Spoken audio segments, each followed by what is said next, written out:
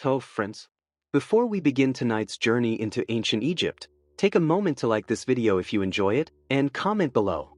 Tell me who you are, where you're joining from, what time it is for you, and your country. It's always fascinating to see the world come together in this shared moment. Now, dim the lights, let the soft hum of a fan soothe you and settle in. Imagine that you have just awoken in the year 2180 BCE. The magnificent Old Kingdom, with its towering pyramids and powerful pharaohs, has crumbled. You find yourself at the start of the first intermediate period, a time when centralized power falters, famine spreads, and chaos touches every village. Stepping outside your mud brick home, you feel the tension immediately. The streets are narrow, and villagers move quickly, whispering about the death of Pharaoh Pepe II, whose long reign is now ended. Without his authority, the land begins to fracture. The Nile has failed to flood for 3 years. Fields that once fed thousands now crack under the merciless sun. People speak of hunger and despair. Some rumors chill your blood, stories of families driven to desperate acts to survive. The connection between pharaoh and gods, once believed to uphold the balance of the universe, seems broken. Mayat, the sacred cosmic order, is unraveling. As you continue toward the village center, the air hangs heavy with dust and unease. Priests in faded linen struggle to maintain rituals. Local leaders, or nomarchs, seize power, promising protection and grain. Every day is a negotiation between survival, fear, and hope. The pyramids in the distance stand silent, reminders of an era now slipping into memory. Tonight, as you prepare to rest on a simple reed mat, let your mind drift into this world of shifting fortunes. Tomorrow, you will witness how resilience emerges even in the darkest times. As you walk through the village, your stomach reminds you that food is scarce. Perhaps a small piece of bread will be breakfast today. The streets are quiet but tense. Villagers whisper in hushed tones, their eyes darting nervously toward the horizon. The Nile has failed again this season, a woman mutters, carrying a clay jar. Without the river's floodwaters, the fields dry and crack. Famine spreads like windblown sand. Stories drift through the village, some horrifying, others likely exaggeration. People are desperate, and desperation drives unimaginable acts. You feel the weight of the old world slipping away. Priests hurry past, their linen robes dull and worn, rituals rushed or ignored. The divine order, the sacred connection between pharaoh and gods, falters. Yet, amidst fear, villagers adapt. Some prepare clay figurines for protection, others secure small hidden caches of grain. You glimpse a family sharing meager rations quietly, keeping the youngest safe from the chaos. Survival has become the most sacred ritual of all. You take a deep breath, feeling the dust settle around you, and sense that the Nile's mysteries are no longer the only threat. In the village square, a small group of men debates loudly. Nomarchs, formerly appointed officials of the pharaoh, now claim lands as their own. Some villages pledge loyalty to these leaders in exchange for protection and grain. One man speaks of Antiphai, a nomarch who has been extending his influence to nearby provinces, promising both food and safety. The debates are tense. Some fear the ambitions of local rulers, others see them as lifelines. You notice that authority is no longer abstract. The pharaoh's distant hand no longer reaches here. Power is immediate and local. Villagers measure loyalty against survival. Meanwhile, a few families quietly prepare to leave for the north, seeking fertile land in the delta. Migration is becoming common. The Nile no longer provides certainty. People must move where water and grain remain. You understand, even as a newcomer, that staying in one place may no longer be safe. Suddenly, shouts pierce the morning air. A group of men approaches, torches glowing in the early light. Panic spreads.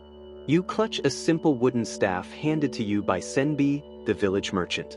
His eyes show fear but also determination. The villagers have faced raids before. Together, you rush to the headman's compound, a mud brick building fortified beyond ordinary homes. Inside, families gather, weapons are distributed, and children are brought to the courtyard. The headman, Ipua, gives calm instructions.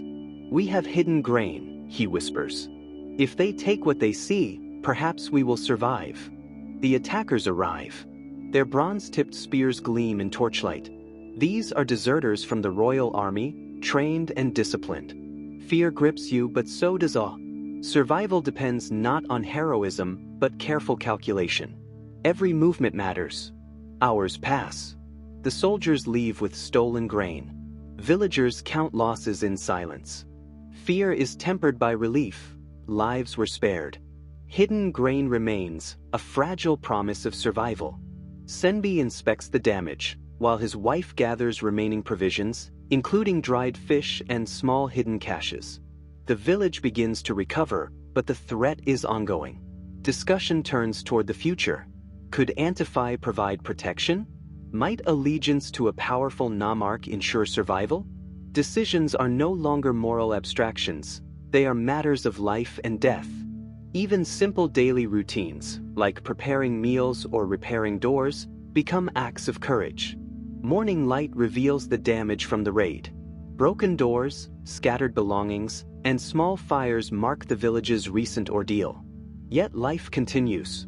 Villagers work quietly, assessing their losses and repairing what they can. You help Senbi rebuild his storeroom door, mixing mud and straw carefully to patch the cracks. Despite exhaustion, there is focus. Children are sent to collect water, women prepare simple meals, and men inspect defensive positions. Survival demands attention to every detail. The headman, Ipua, speaks softly, reminding villagers of the hidden grain. Ration strictly, he urges. We cannot afford waste. Each loaf, each fish, each jar of water is precious. In the distance, the pyramids stand silently, witnesses to centuries of history. Their grandeur contrasts sharply with the village's fragility. You realize how quickly the old order has crumbled, yet the human spirit endures, quietly, methodically, persistently. Ipua calls a meeting. The village must seek protection from a powerful local leader. Antifi, a Namarch controlling nearby provinces, offers both security and food distribution. Villagers discuss whether allegiance to him is wise. Some fear subjugation, others see necessity. Senbi volunteers to lead the delegation, accompanied by 2 respected villagers. Their task is both diplomatic and dangerous. They will travel south to Hymopolis, seeking to secure the village's survival in uncertain times. The decision underscores a harsh truth. Loyalty is pragmatic now, not sacred. You watch as preparations are made. Reed mats are rolled, provisions gathered. A small clay figurine, crafted by the village wise woman, is pressed into Senbi's hand for protection.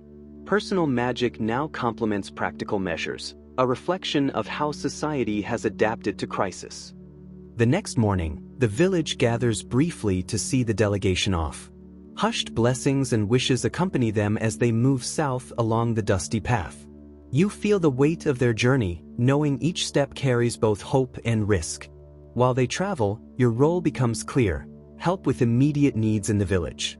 A fishing expedition to a nearby lake is planned, offering a chance to supplement dwindling food stores. Even small successes are vital. Life has become a series of measured, careful acts designed to preserve existence in an unpredictable world. You join a group of 7 villagers heading east toward the lake. The sun rises, warming the parched landscape. Fields lie abandoned, irrigation channels collapsed. Pastures are sparse, evidence of a Nile that has failed to bless the land. Renef, the eldest fisherman, carries the net and provides guidance. Keep close, he instructs. No one truly controls these lands. Danger is everywhere. As you walk, you notice abandoned homesteads, testament to families who migrated in search of survival. Each empty structure whispers the fragility of life in this dark age. At the lake's edge, a family has established a temporary camp. They watch your approach warily. Renef raises his hands to show peace. We come to fish, nothing more, he calls. Slowly, trust is extended. You share a small portion of bread, and in exchange, they reveal where fish are more plentiful. In these small acts, human resilience shines. Cooperation persists, even as society fragments. Strangers can trust each other, if only briefly, guided by shared need. These moments offer hope amid uncertainty, a reminder that humanity adapts even when the old order fails. The lake is smaller than expected, retreating each season. Fish are concentrated but fewer than before. You cast nets with careful patience, aware that each catch may determine a family's survival. Salt and drying techniques are employed immediately, preserving the fish for future use. Even amid scarcity, life continues. Children gather near the fire, listening to stories of better times. Renef recounts the rule of Pharaoh Pepe II and the regulated floods. For them, these stories are legend. For you, they are a reminder of what once was, and what might be restored one day. Night falls. The refugee family joins your group near the fire. Children peek from behind their parents, curiosity overcoming initial fear. Stories, songs, and quiet laughter emerge in whispers. Music, even in these dark times, becomes a thread of comfort and continuity. Sleep comes slowly, one eye open, attentive to the shadows beyond the fire. Danger is always near, yet tonight, for a moment, the world feels safe. The Nile is quiet. Stars reflect above, indifferent but constant, witnesses to humanity's struggle and endurance. Before dawn, the refugee family slips away, leaving a small carved fish as thanks. You gather the catch and begin the journey back to the village. Every step is measured. Dangers remain: bandits, wild animals, unpredictable terrain, but the return is uneventful. The village welcomes you with relief. Even modest contributions to the food supply are cause for celebration. Life, fragile and precarious, continues. Each small act of work, sharing, and vigilance sustains the community, a quiet defiance against the dark age surrounding them. Henson examines the fish. Some will be eaten immediately, some preserved. Others may be traded for vegetables. Local trade networks emerge organically, compensating for the collapse of long-distance systems. Communities turn inward, sharing knowledge, labor, and resources to ensure survival. Adaptation becomes second nature.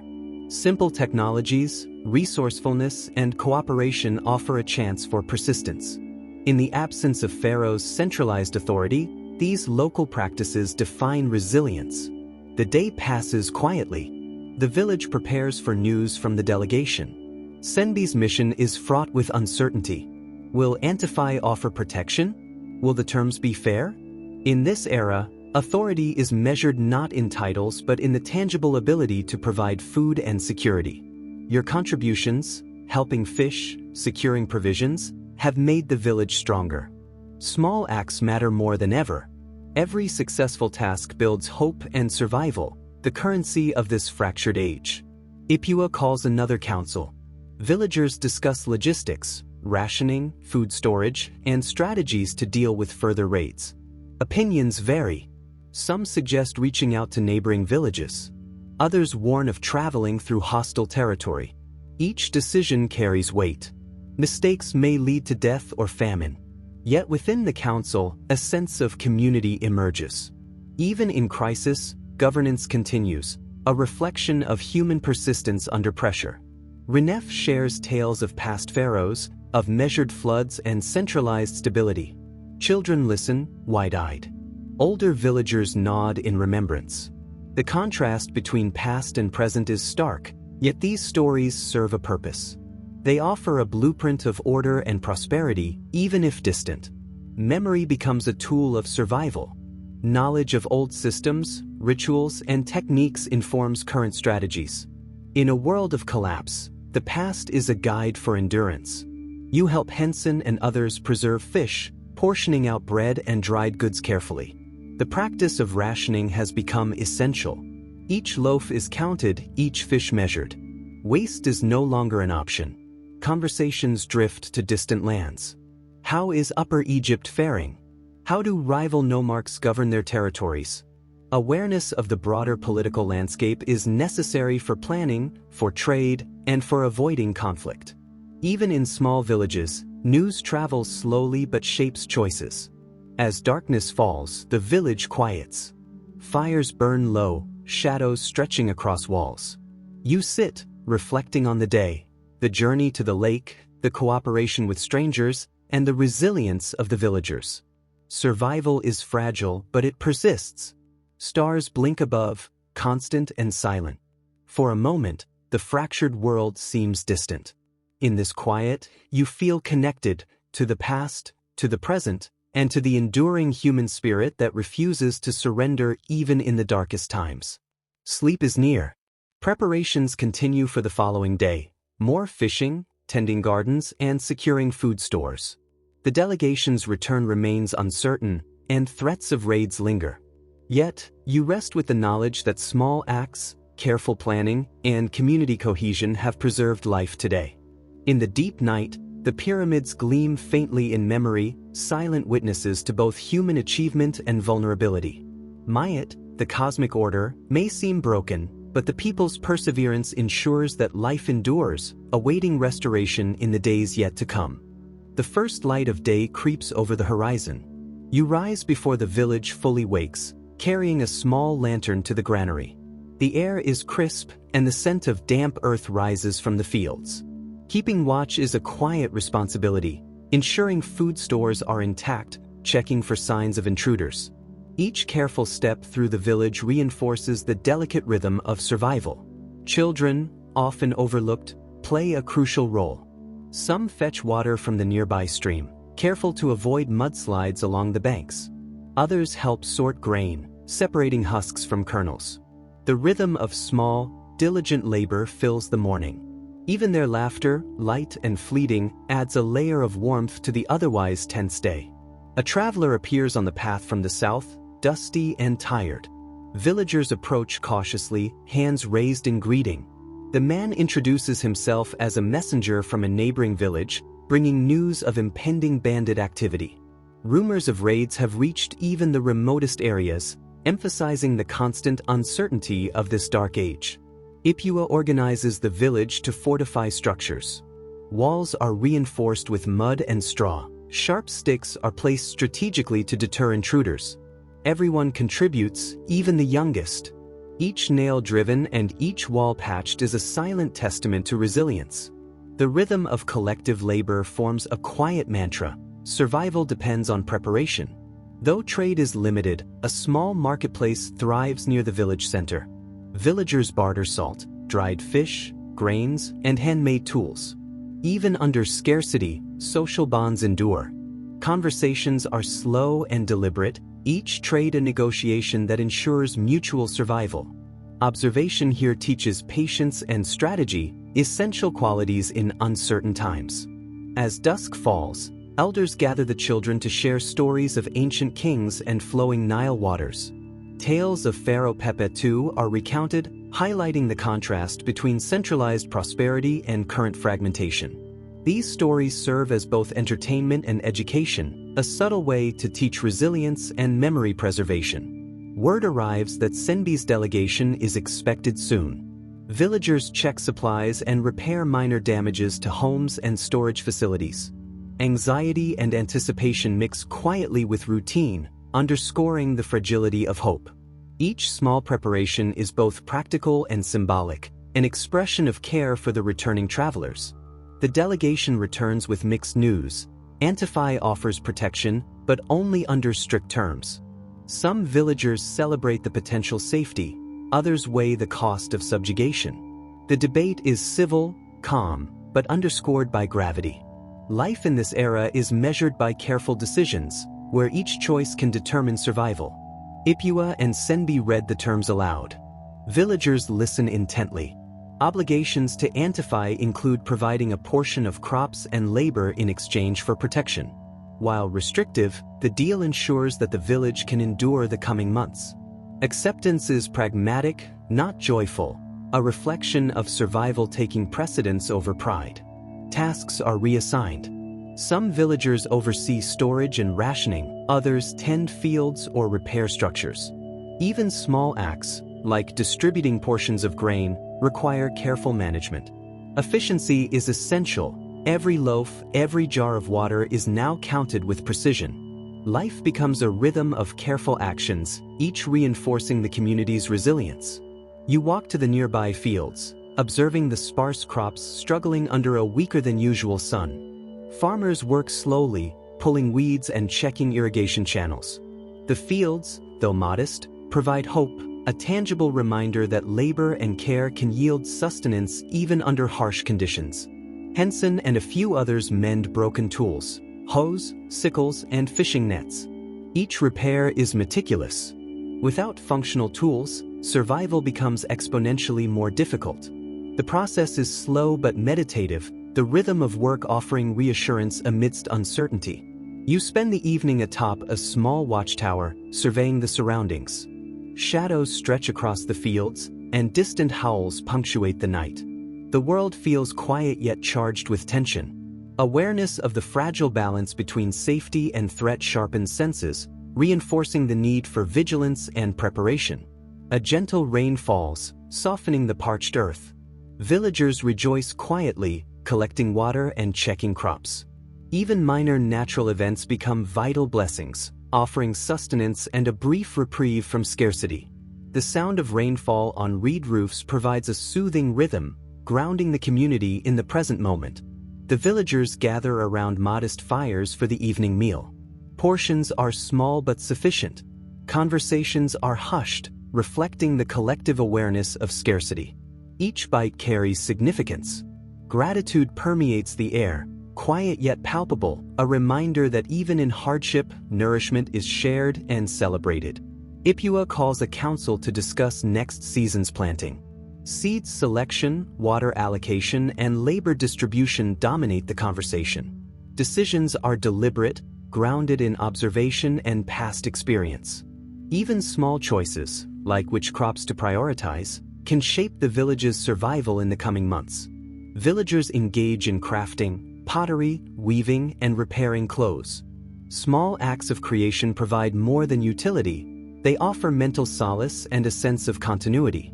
Each woven mat, each clay pot, reinforces the community's capacity to endure, creating both function and beauty in a time of austerity.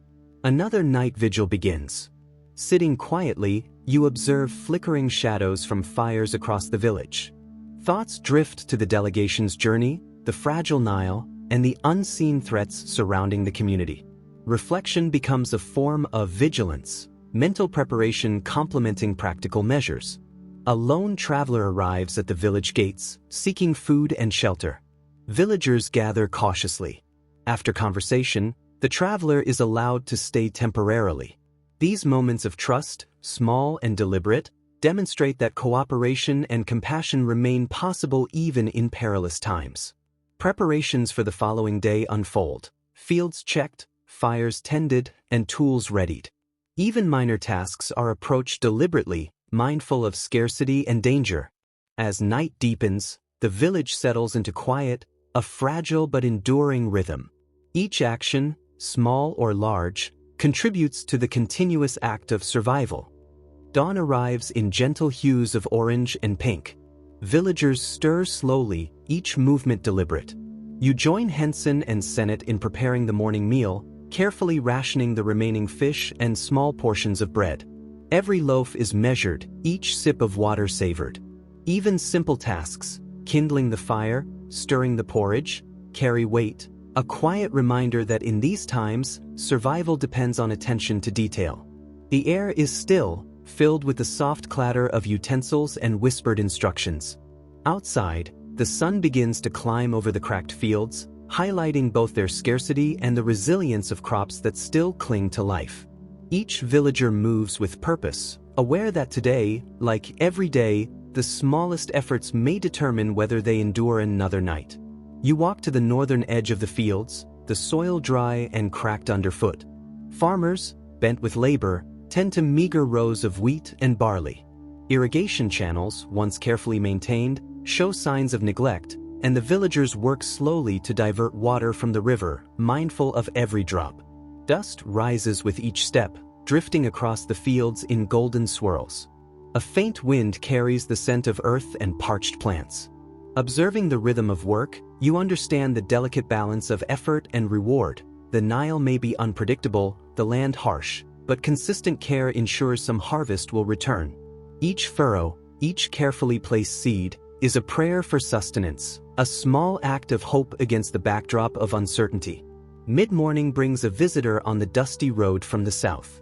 Villagers pause, hands instinctively resting on tools, eyes scanning for threat. The stranger, a young man clothed in faded linen, carries a small bundle and approaches with cautious respect. He introduces himself as a scout from a nearby village, seeking news of Antiphi's movements. He brings reports of grain being hoarded and bandits consolidating along the Nile. Each word underscores the precariousness of life in this dark age. Vigilance, planning, and alliances have become as vital as food itself. The villagers listen intently, absorbing the details, their expressions a mix of concern and determination. Even amidst scarcity, information is currency, and knowledge becomes a lifeline. Ipua organizes a group to inspect the village's remaining provisions. Every sack of grain, every preserved fish, is accounted for and moved to hidden spaces. Walls are reinforced, small doors checked for weakness, and traps quietly reset to deter potential intruders. You assist in stacking containers and reinforcing shelves, feeling the weight of responsibility in each movement. In this time, ordinary tasks are amplified. Securing resources is not merely practical. It is survival, a slow and steady rhythm that defines each day. The villagers move deliberately, silently acknowledging that their efforts may mean life or death for those in the village. As the sun dips low, the village gathers once more for discussion. News from neighboring settlements flows slowly, punctuated by pauses and murmurs. Some suggest sending small delegations to trade or barter, others advocate reinforcing defenses. Debate is calm but focused, voices measured and deliberate. Each participant weighs the benefits and risks of every choice. In the fading light, the villagers seem to embody the slow resilience of the land itself. Patient, observant, and rooted in the knowledge that small, careful decisions can shape the future. You notice that the weight of each choice is heavier than it might seem. Every decision echoes across the fragile village network. Before bedtime, you take a quiet walk along the riverbank. The water flows sluggishly, carrying reeds and debris from upriver. The sun glints off the surface, a gentle shimmer against the soft rustle of wind through papyrus stalks. You pause to observe birds skimming the water, their delicate movements contrasting the slow tension of human life along the Nile. Each ripple, each breath of wind, reminds you that nature continues its cycles, even when human structures falter. For a moment, the world feels still, a pause in the constant rhythm of survival. Night falls, and you join a small group repairing fishing nets by torchlight. Fingers work slowly, threading and knotting with care, each loop deliberate. The fires crackle softly, casting long shadows on the walls of the compound. Conversation is sparse but meaningful, stories of past floods, memories of simpler times, and hopes for the future weave together, grounding everyone in shared experience. The meticulous work is meditative, a quiet reminder that even in times of hardship, skill, patience, and precision remain valuable. A gentle rainfall begins in the early hours of the night, pattering against the reed roofs of the village. Villagers stir to collect water in clay pots, ensuring that nothing is wasted. The earthy scent rises from the soil, moist and comforting. Children press their faces against windows, marveling at the rhythm of the falling drops. The rain offers more than sustenance. It brings a rare moment of calm, a pause in the ongoing tension, and a reminder of the small blessings that still exist amidst uncertainty. Word arrives that another small party will journey south to trade and gather news. Villagers pack lightly, carrying bread, dried fish, and water skins. Henson and Senate check provisions, making adjustments to account for scarcity. Every object is chosen with care, and every movement is deliberate. Travel has become an exercise in prudence, with routes carefully considered and contingencies planned. In this slow rhythm of preparation, the village demonstrates its adaptability, transforming caution and forethought into survival skills.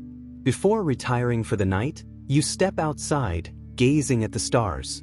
The familiar constellations look unchanged, though they watch over a land transformed by hardship. The distant pyramids rise in the dark, silent, and eternal.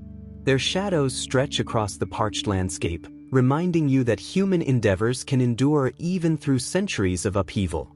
Standing in stillness, you feel the slow pulse of life in the village and the enduring presence of history. You wake before dawn to assist with chores.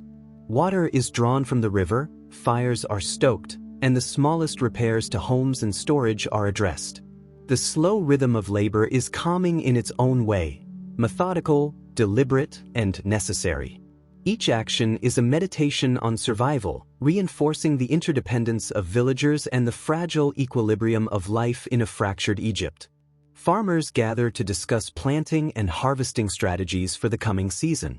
Soil is tested, seeds sorted, and irrigation channels inspected. You listen as elders share wisdom about the timing of floods and weather patterns. Every suggestion is rooted in experience, every decision carries consequences. The discussion proceeds slowly, deliberately, emphasizing patience and foresight as essential tools in navigating the uncertainties of the first intermediate period. You accompany a small group to the nearby lake for a second fishing attempt. The sun dips low, painting the water in shades of gold and amber. Nets are cast and pulled with careful rhythm, yielding a modest catch. Each fish is handled thoughtfully, divided with care among the participants. The quiet of the water, the gentle lapping against the shore, and the soft murmur of conversation create a meditative, almost hypnotic cadence, a reminder that even amidst scarcity, small successes sustain hope. Villagers begin preparations for the approaching colder months. Grain is hidden carefully, firewood collected, and dwellings reinforced. Every action is deliberate, and even minor tasks carry weight. The slow, measured pace reinforces the lesson that endurance is built not in grand gestures, but in daily, meticulous attention to survival and safety. The village hums with quiet, purposeful activity, each step grounded in pragmatism and foresight. As night falls, elders gather children to share stories of the past. Tales of the Old Kingdom and Pharaoh Pepe II echo under the flickering torchlight. The stories are slow, detailed, and immersive, offering both entertainment and guidance. Each narrative reinforces memory, cultural continuity, and the understanding that knowledge of the past provides resilience in the present. The slow cadence of storytelling acts as a gentle lullaby, grounding listeners in continuity even amidst chaos. Villagers repair paths and small bridges damaged during seasonal rains. Mud is pressed and leveled carefully, stones placed with precision. You assist in slow, methodical labor, understanding that these small repairs maintain the lifelines of commerce and communication. Each step forward, each brick laid, becomes a meditation on the importance of slow, deliberate work and community cohesion in uncertain times. You find a quiet spot by the river to reflect. The water glimmers in the moonlight, and distant sounds of the village carry softly on the wind. Thoughts drift to Antifi, the delegation, and the fragile balance between scarcity and survival. In these moments of stillness, you recognize the rhythm of life itself, measured, careful, and persistent. Reflection becomes a form of preparation, a slow tuning of mind and spirit to the environment around you. Villagers rotate duties, with some assigned to night watch. You take a position atop the watchtower, listening to the soft sounds of the river, the crackle of distant fires, and occasional movement in the darkness. Vigilance is quiet, almost meditative. Observing the world in this calm, measured way reminds you that attentiveness is both a practical skill and a spiritual exercise in patience and awareness. A mild illness spreads through the village, causing concern. Herbal remedies are prepared, and careful attention is given to hydration and rest. The pace slows further, each action deliberate and thoughtful.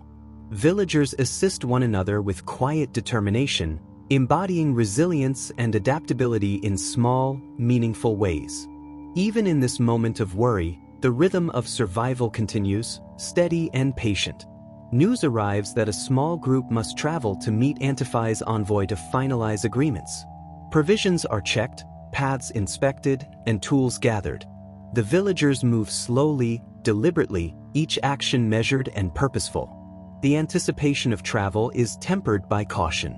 Every preparation reinforces the central lesson of the Dark Age. Survival is a matter of careful planning, patience and community support. As night falls, the village settles into quiet, each member resting in preparation for the journey ahead. The sun rises pale over the village, brushing the clay walls with soft light. You awaken before dawn, the air still cool and damp. Preparations are meticulous. Water is drawn and filtered, bread and dried fish portioned carefully, and small pouches of herbs packed. Henson checks the condition of sandals and tools, adjusting straps and mending torn fabric. The village moves with quiet efficiency, the rhythm slow and deliberate. Even simple gestures, a hand past a water skin, a bundle secured tightly, carry weight, as every small action might determine the success of the journey.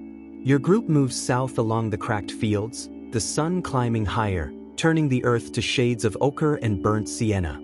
Farmers pause to watch, curiosity tempered by wariness. Each step is measured, careful not to disturb fragile soil or leave tracks in case of bandits. The air smells of dust, sun-baked earth, and faint traces of wild herbs.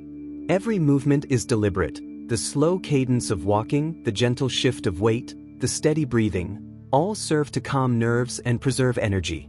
Even in silence, the group communicates through subtle gestures, the unspoken language of experienced travelers.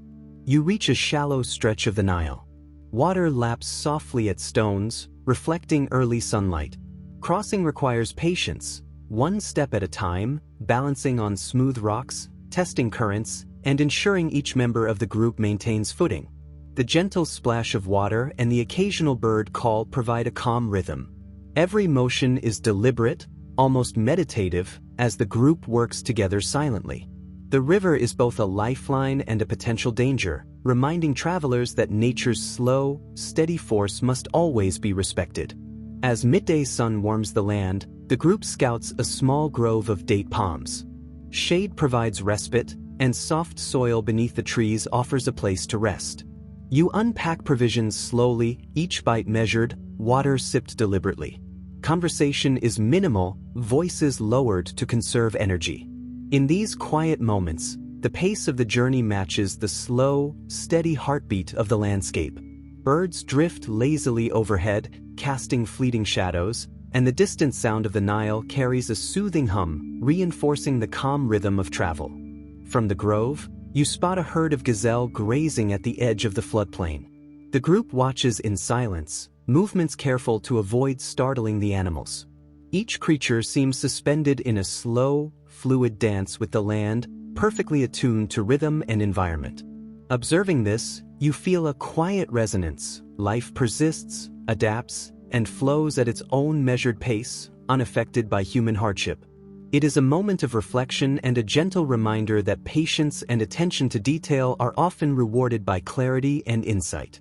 The sun is high, casting long shadows. You and the group rest beneath palms, tending small wounds, adjusting gear, and quietly reflecting. The rhythm of the journey slows further, almost imperceptibly. Thoughts drift toward loved ones, the village, and the delicate balance of survival.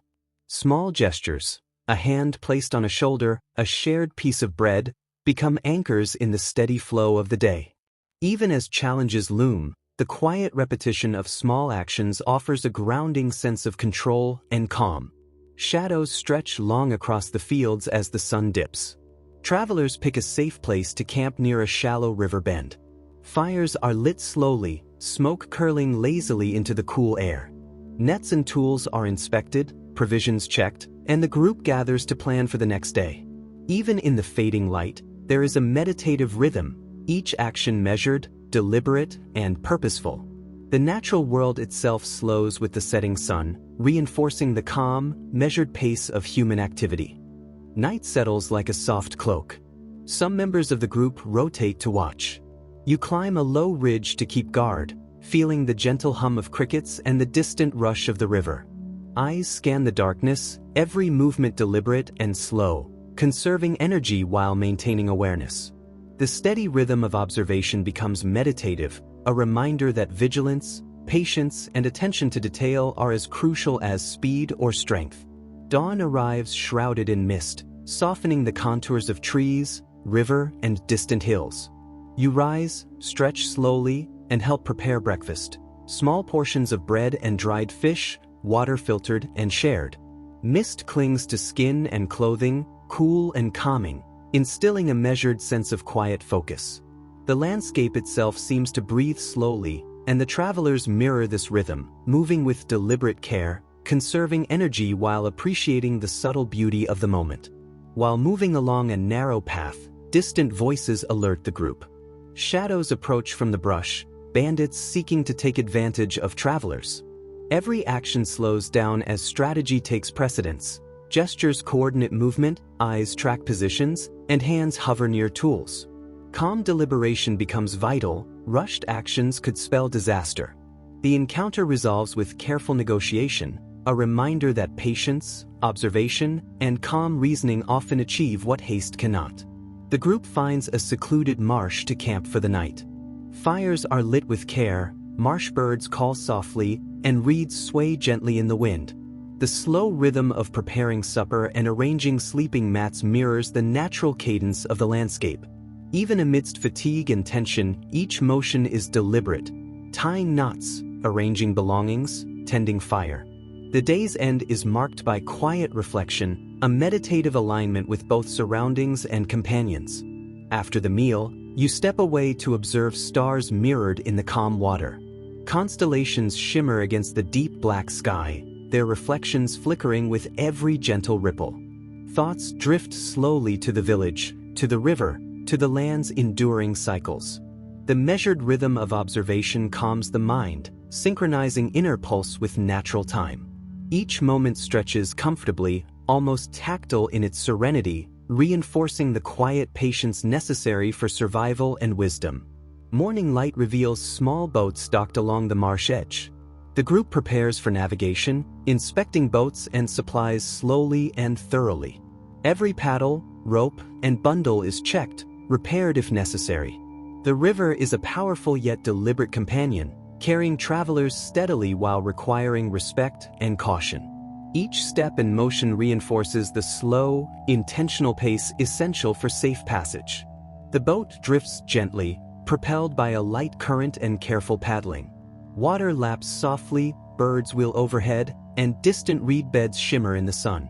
Travel unfolds as a slow, continuous rhythm. Paddle, drift, adjust, rest. Conversation is minimal, voices soft, each action deliberate. Time seems to stretch, the day unfolding in measured, calming increments. Even the gentle rocking of the boat feels like a meditation, syncing heartbeat and breath with the river's flow. The river widens, offering patches of shade from overhanging trees. Travelers pause for water and rest, eating small portions deliberately. Shadows lengthen slowly, and the quiet lapping of water forms a meditative backdrop. Each action, drinking, adjusting bundles, checking ropes, is performed with care, emphasizing the rhythm of deliberate attention. Even mundane tasks feel profound in their necessity and precision. By late afternoon, the distant outline of a trading village emerges. Smoke rises from hearths, and the rhythm of human activity grows visible. Carts, animals, and villagers moving deliberately along paths. Approaching slowly, the group observes customs and rituals, mimicking gestures and speech to show respect. Patience is essential. Haste could offend or reveal weakness. Every movement is careful, calculated, reinforcing the importance of deliberate observation and strategy in unfamiliar environments. Small exchanges occur with traders, dried fish for grain, herbs for cloth. Each negotiation is slow and precise, patience outweighing force. You observe and assist, noting how subtle cues, tone, gesture, timing shape outcomes. The process is methodical, almost ritualistic, each success reinforcing the power of careful attention and thoughtful pacing. Night falls, and the group settles in the village square. Fires burn low, shadows stretch, and the air cools. Preparations for sleeping are slow and meticulous, bedding arranged, provisions secured, and tools checked. Conversation drifts quietly, memories and plans shared in hushed tones. Even in new surroundings, the deliberate rhythm of life persists, grounding travelers in patience, observation, and community. The next morning, The group prepares to leave, sunlight brushing rooftops in soft gold. Boats are rechecked, supplies redistributed, and plans for the river route reviewed. Every motion is measured, deliberate, and coordinated, reinforcing the rhythm of careful preparation that has carried the travelers this far. The village fades behind, leaving only the steady pulse of the river to guide the journey forward. The river carries the boat gently downstream. The slow current, soft sunlight, and distant hills create a meditative landscape. Travelers sit quietly, each absorbed in personal thoughts, observations, or simply the rhythm of paddle and water. Time stretches in this tranquil cadence, reinforcing patience, awareness, and connection with both companions and the natural world. Every small, deliberate action becomes part of a larger, sustaining rhythm.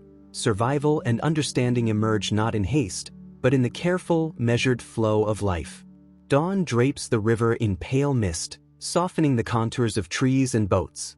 You wake slowly, stretching muscles stiff from overnight rest. Water droplets cling to reeds and hulls, glinting faintly. Breakfast is a quiet ritual, bread broken into small pieces, dried fish chewed deliberately, water sipped with mindfulness. The mist absorbs sound, and even voices are hushed, blending into the soft lapping of water and distant bird calls. The rhythm of preparation is gentle, reinforcing a calm, deliberate mindset for the day ahead. The current grows slightly stronger. Navigating the boat requires slow adjustments.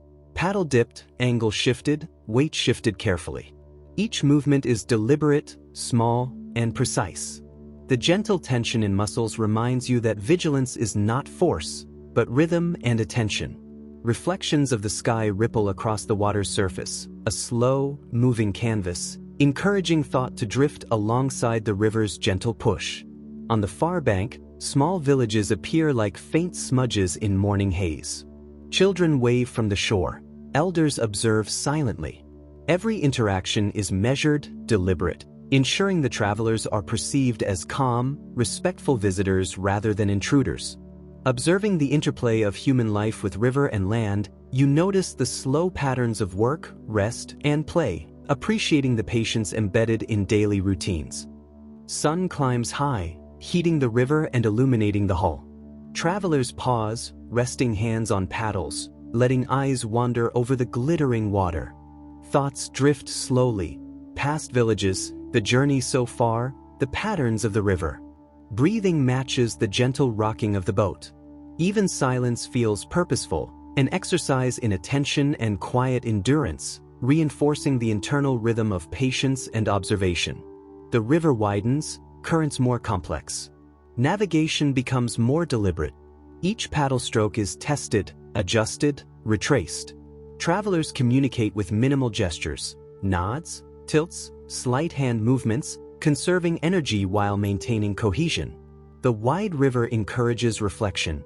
Even the vast, seemingly chaotic flow can be managed with patience, subtle awareness, and measured action. A quiet bank offers soft sand and shade beneath a cluster of date palms. You step onto shore slowly, feeling the shift from water to earth. Small rituals follow, provisions unpacked carefully, tools inspected, water filtered. Even mundane tasks carry weight when performed deliberately, reinforcing the sense that survival and harmony depend on attention to detail and measured, unhurried actions. Egrets wade in shallow water, their movements deliberate and precise. Frogs leap slowly between reeds, and fish shimmer beneath the surface. Watching, you feel a quiet resonance with these rhythms. There is a meditation in observation. Life persists in measured patterns, unaffected by haste or fear.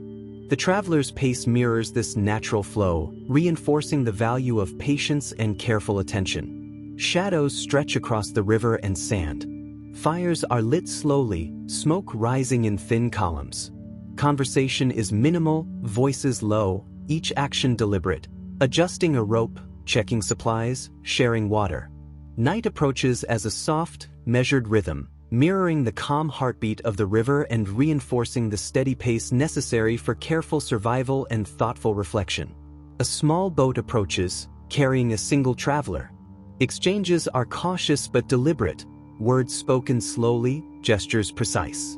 The visitor brings news of distant villages, river conditions, and seasonal changes. Listening requires attention, interpreting subtle cues and pauses. Patience allows understanding to emerge without haste, reinforcing the importance of measured observation and careful, deliberate interaction.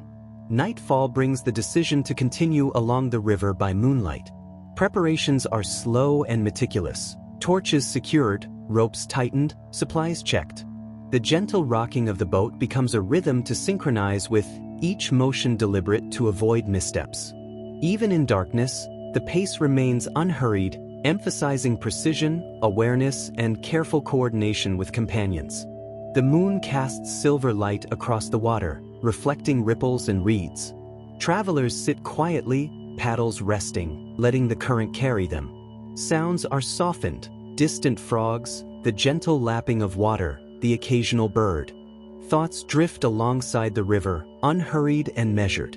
Each inhalation and exhalation mirrors the slow rhythm of travel, reinforcing calm, deliberate focus. Mist rises from the river again, cloaking surroundings in muted gray. Movements are slow, careful. Paddles dipped gently, boats nudged along current, eyes scanning for obstacles hidden in fog. The environment encourages mindfulness, reminding travelers that even small, deliberate actions can prevent errors or accidents. Every sound and shadow is attended to with patience and quiet attention. The river narrows into marshy channels, reeds brushing the boat's sides. Navigation is slow and deliberate, each paddle stroke, each nudge of the hull, measured carefully. Small movements prevent disruption to wildlife and ensure safe passage. Observation is heightened. Subtle shifts in current, the flight of a bird, or a distant ripple inform decisions. Every step is deliberate, reflecting the patient rhythm of river travel. From afar, traders unload goods, baskets, pottery, woven mats. Movements are slow, rhythmic, coordinated. You notice patterns in their work, subtle efficiencies, and gestures of communication. Observing deliberately, you learn more than the spoken word could convey. Patience allows insight to emerge naturally, reinforcing the value of careful attention and unhurried observation. The boat touches a sandy shore. Travelers step onto land slowly, stretching limbs, unpacking small meals with careful precision.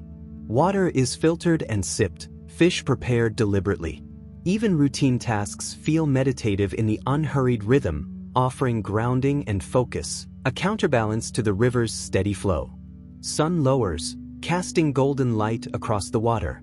Travelers sit quietly in the boat, watching reflections of trees and sky shimmer with each gentle ripple. Breathing aligns with the boat's rocking, a rhythm of calm and attention. Thoughts drift slowly, past experiences, future plans, the subtle patterns of river life. The quiet, deliberate pace reinforces patience and mindfulness. Reeds rise high, forming a natural tunnel. Navigation slows, careful paddle strokes, deliberate weight shifts, attentive observation. The boat moves almost imperceptibly, each decision requiring precise calculation. Awareness of surroundings heightens. Every sound, shadow, and movement becomes important. Patience ensures safe passage through the confined, delicate environment. The river narrows further as night settles. Travelers prepare a small fire on a sandy patch, smoke curling upward. Movement is slow and deliberate, preserving calm and safety. Sounds of water, reeds, and distant animals dominate the quiet landscape. Each action reinforces a measured rhythm: preparation, observation, and mindfulness. Owls call, small mammals rustle in reeds, and insects hum softly. Watching requires stillness and patience. Movements are subtle, deliberate, careful not to disturb the nocturnal rhythm. This observation mirrors the slow, steady rhythm of the journey. Understanding emerges not through haste, but through quiet attention and measured action. The first light of day breaks through the dense reeds, casting delicate reflections on water. Travelers rise slowly, stretch, and prepare to continue downstream. Small, deliberate actions, adjusting supplies, checking paddles, sipping water, re-establish the rhythm of the day. The river carries them gently, a steady companion, reinforcing the slow, attentive pace that has guided the journey so far. The village slowly comes into view across the river, its mud brick walls rising softly in the morning light. Travelers pause to take in the settlement, noting small details: laundry drying, smoke curling from hearths, children running along the banks. Every movement seems deliberate, calculated to avoid unnecessary attention. Patience is their companion as they prepare for the approach. Senbi and the other delegates gather their meager notes and observations about the village. Words are chosen carefully, phrases tested aloud. Even the smallest gesture, a nod, the placement of hands, is deliberate. The rhythm of preparation is slow, ensuring that each step toward diplomacy is measured and mindful. The group steps through Hierocompolis's main gate cautiously. Eyes flicker from faces to walls, noting every detail. Residents pause in their daily tasks to observe the newcomers, some curious, others wary. The pace is deliberate, movements minimized, as the group respects local boundaries and authority. Soldiers patrol the streets with slow, controlled steps. Their bronze-tipped spears gleam in the sun, reflecting discipline and awareness. The group notes their positions, mannerisms, and subtle communication signals. Observation is quiet and deliberate, ensuring no sudden movements attract undue attention. A wide courtyard opens, walls reinforced and carefully maintained. Every step is cautious, measured, echoing softly on the packed earth. Delegates approach slowly, aware that this is a test of patience as much as diplomacy. Attention to every detail ensures respect and safety. Antiphai sits beneath a shaded pavilion, his posture relaxed but commanding. The delegates bow, words slow and respectful. He watches every gesture carefully. Conversation begins cautiously, syllable by syllable, each pause meaningful. The room vibrates with the tension of measured diplomacy. Senbi describes the village's food situation in a calm, deliberate tone. Antiphai listens, nodding subtly. Questions are asked slowly, phrased with precision, allowing the delegates time to respond thoughtfully. Each exchange builds trust and understanding without haste. While awaiting Antiphai's decision, the group watches the city's rhythms. Workers hauling clay, children playing near the canal, traders balancing baskets of grain. Movements are deliberate, synchronized with the environment, illustrating the disciplined control Antiphai maintains over the city. Torches are lit, casting long, flickering shadows. The air is warm but still. Sounds of distant animals and soft conversations mingle with the gentle clinking of metal from the guards. The delegates settle quietly, meditative in the presence of steady authority, appreciating the calmness after weeks of uncertainty. Senbi whispers with a fellow delegate, words slow and precise. Plans are discussed, contingencies considered. The tone is calm, deliberate, reflecting the careful mindset required in these fragile times. Every syllable is weighed, every pause intentional. The nomarch issues his decisions slowly and deliberately. His tone measured, ensuring clarity. Delegates absorb every word, noting nuances. The edict represents both security and obligations. Patience and attention are crucial to interpret the balance between aid and authority. Provisions are distributed carefully. Travelers pack slowly, checking supplies, water, and weapons. Every action is deliberate, emphasizing precision and mindfulness as they prepare to return along the uncertain roads. The group steps out of the compound, pacing slow and controlled. Villagers watch them leave, gestures exchanged deliberately to convey respect and gratitude. The rhythm of movement mirrors the slow pace of travel and thought that has become essential to survival. The river guides the boat home. Currents, reeds, and small islands require careful navigation. Each paddle stroke is intentional, maintaining balance and control. Observations of wildlife and river patterns reinforce patience and awareness. Stopping briefly along a shaded bank, travelers rest and eat slowly, conserving energy. Conversation is minimal but meaningful, reflecting on the village, the negotiation, and the patterns observed along the river. Reflection is deliberate, an exercise in calm endurance. Returning toward their village, landmarks appear familiar. Clusters of reeds, distant huts, familiar curves of the river. Movements slow, deliberate, recognizing the safe spaces and the fragile boundaries along the banks. Patience ensures smooth navigation.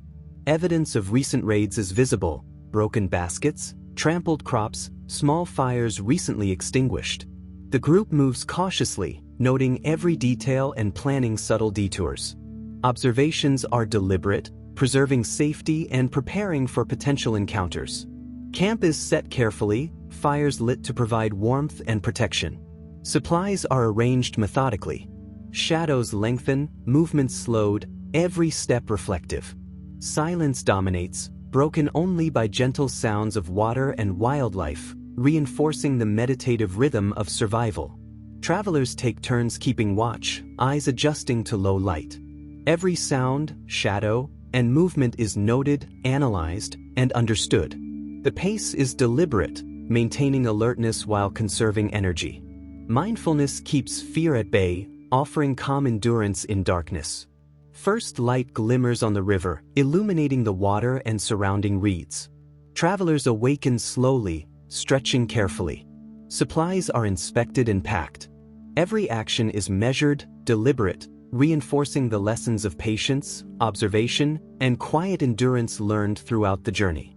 The morning air is cool, carrying the scent of damp reeds along the riverbank. Travelers rise slowly, stretching stiff limbs, each movement deliberate to conserve energy for the long journey ahead. Water is sipped cautiously from the skin, the remaining dried fish distributed evenly. No word is wasted as the group moves quietly, mindful of every rustle in the reeds or shifting shadow. Survival depends on patience and attentiveness. The path winds past long-abandoned mud brick homes, walls crumbling and roofs collapsed. Each structure tells a story of families who fled famine, conflict, or raids. The travelers pause briefly at one homestead, noting faint footprints and remnants of cooking fires. Every observation is slow, deliberate, cataloging dangers and opportunities, silently acknowledging the fragile nature of human settlement. A shallow river fork blocks the path. Stones and reeds provide a potential crossing, but the currents are unpredictable. The group moves carefully, testing each step before committing weight, holding hands for stability. The sound of running water dominates, a constant reminder of the Nile's fickle power. Silence is maintained, punctuated only by whispered instructions and careful breathing. Beyond the fork, small tracks in the mud signal the presence of wild animals. Foxes, birds, perhaps a wandering goat. Travelers slow their pace, scanning each footprint, the rustle of grass, the distant calls of birds. The forested edges of the path demand vigilance. Movement is measured, each step a study in balance between caution and curiosity. A grove of acacia trees offers shade and a place to rest.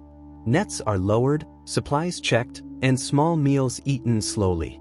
Conversation is minimal, reflective, focusing on the route, the water level, and potential dangers.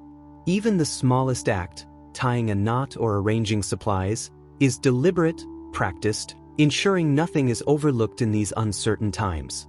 A lone merchant appears along the path, carrying pottery on a donkey. The group pauses, giving space, observing his cautious glances. Words are exchanged slowly, deliberately, assessing trustworthiness. Information is gathered quietly: routes, recent bandit activity, and rumors of local food surpluses. Every syllable carries weight. Misstep could invite danger or lost opportunity. The landscape opens into dry, cracked fields, once fertile and now abandoned. Movement is slow, deliberate, each footfall kicking up fine dust. The sun beats down, but travelers conserve energy, walking in silence to maintain focus. Eyes scan the horizon constantly, alert for movement, and tracking patterns in the terrain that might indicate danger or safe passage. On the far horizon, a thin wisp of smoke curls upward. The group pauses, considering whether it signals life, danger, or a simple cooking fire. Decisions are made deliberately, with discussion held in hushed tones.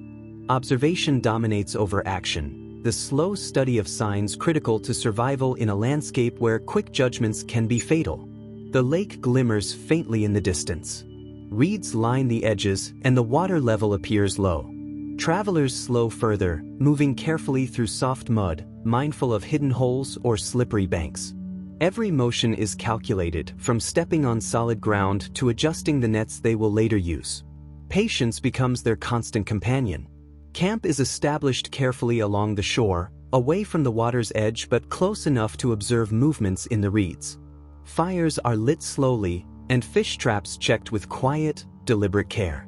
Conversations are sparse, focused on strategy and planning. The group moves like one organism, deliberate, patient, and aware of every sensory detail in their surroundings. As the sun dips, the group notices small ripples in the water, fish moving closer to the shore. Movements are measured, net placement slow, allowing time for careful assessment. The lake reflects the fading light, a mirror of the world's fragile balance. The gentle lapping of water and distant bird calls reinforce a rhythm of careful, unhurried observation. Delegates rotate watching the darkened waters, attentive to every sound, the snap of reeds, distant calls of animals, or the quiet lapping of water. Breaths are slow, deliberate, each movement calculated to minimize noise. The night demands patience. Any rash action could provoke unwanted attention from predators, human or otherwise. Under a star-filled sky, the travelers reflect on the journey so far. Words are soft, measured, conveying observations and fears with caution. Silence dominates the pauses, allowing each person to internalize the fragile lessons learned from abandoned villages, unpredictable rivers, and the quiet, omnipresent threat of bandits. Before the sun rises fully, nets are arranged carefully along the shallow edges of the lake. Movements are deliberate, hands precise in knotting and placement. Each stroke of water and movement of reeds is assessed with patience, understanding that even small mistakes could compromise the day's catch. Small fish are pulled from the water, each movement slow and deliberate.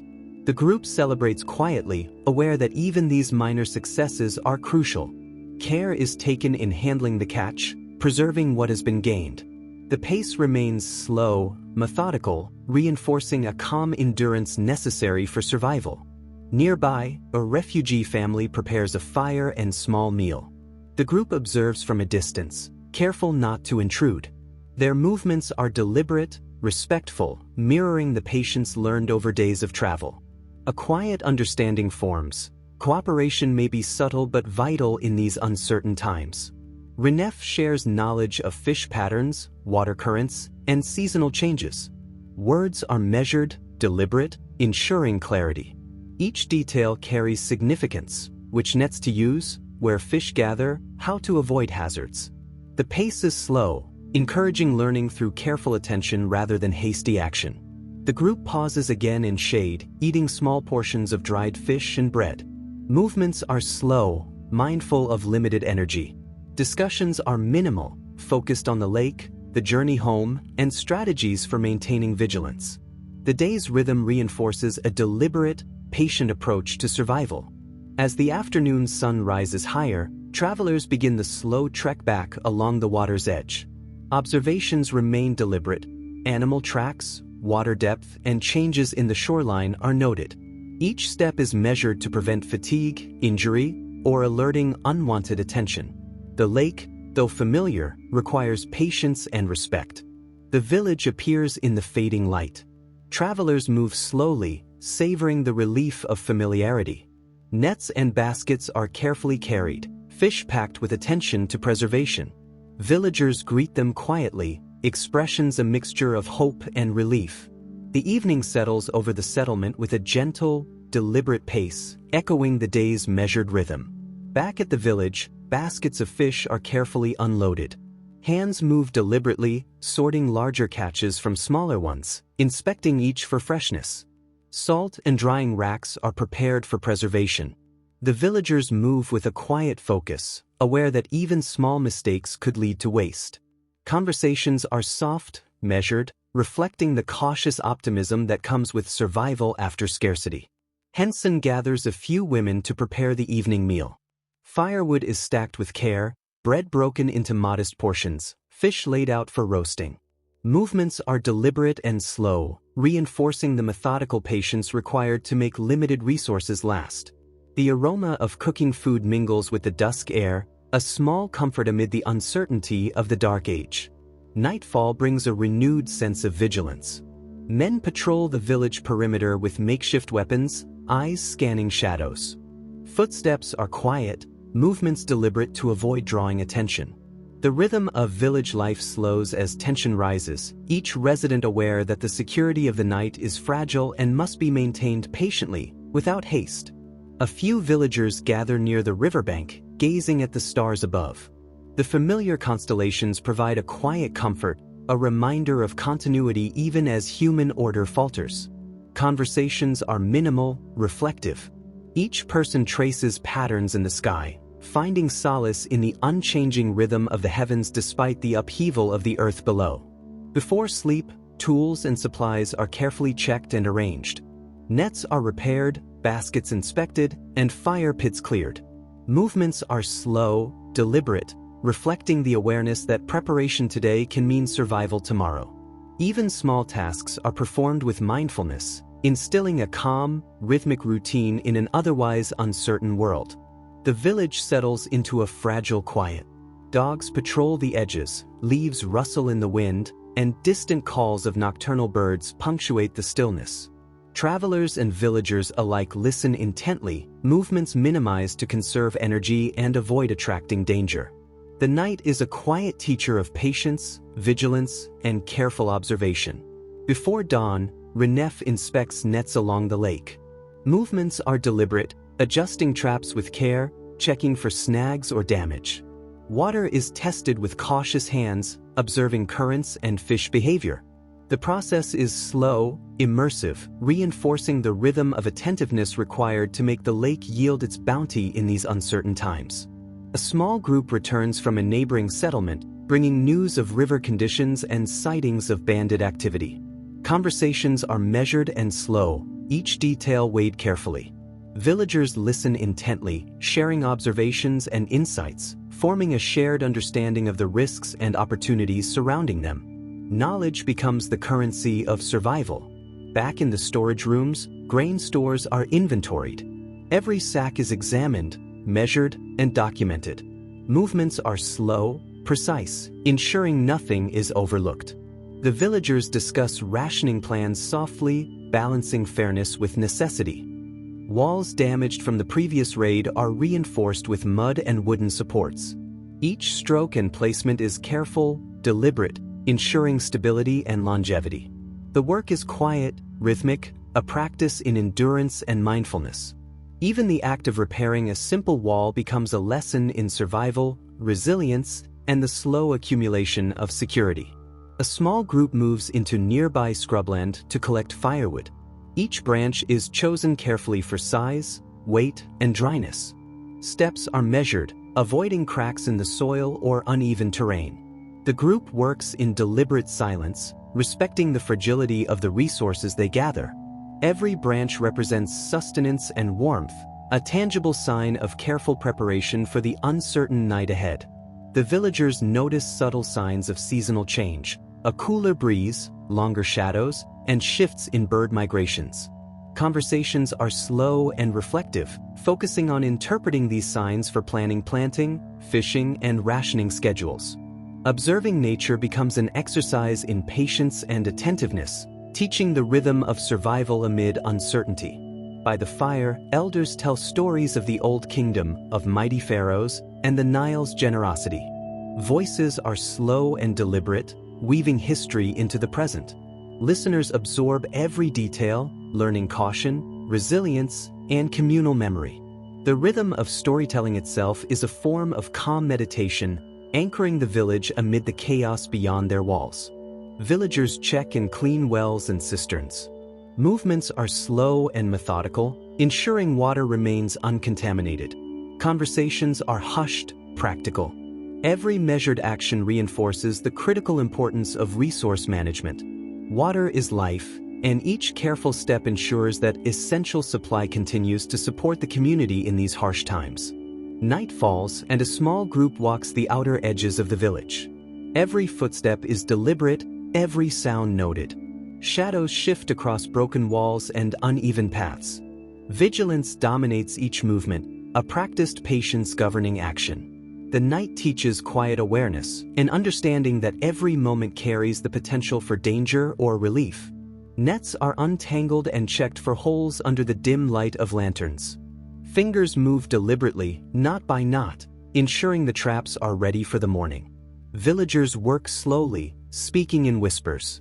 The act becomes a ritual of mindfulness, patience, and preparation, a quiet affirmation of continuity amid uncertainty. From the riverbank, villagers watch birds in the distance, noting patterns in flight and gathering habits. Observations are deliberate, shared softly among those present. Even the smallest natural detail becomes a lesson in patience, survival, and attention to the environment, reinforcing the rhythm of careful living during the Dark Age. Before the sun fully rises, villagers offer small libations to local deities and household spirits. Movements are slow, ceremonial, imbued with a quiet respect for tradition even amid hardship. Rituals of protection and gratitude are performed deliberately, reinforcing spiritual connection and mindfulness as a guide through the day ahead. Nets are examined again, adjusted carefully along the shallow lake edges. Each knot and placement is checked twice.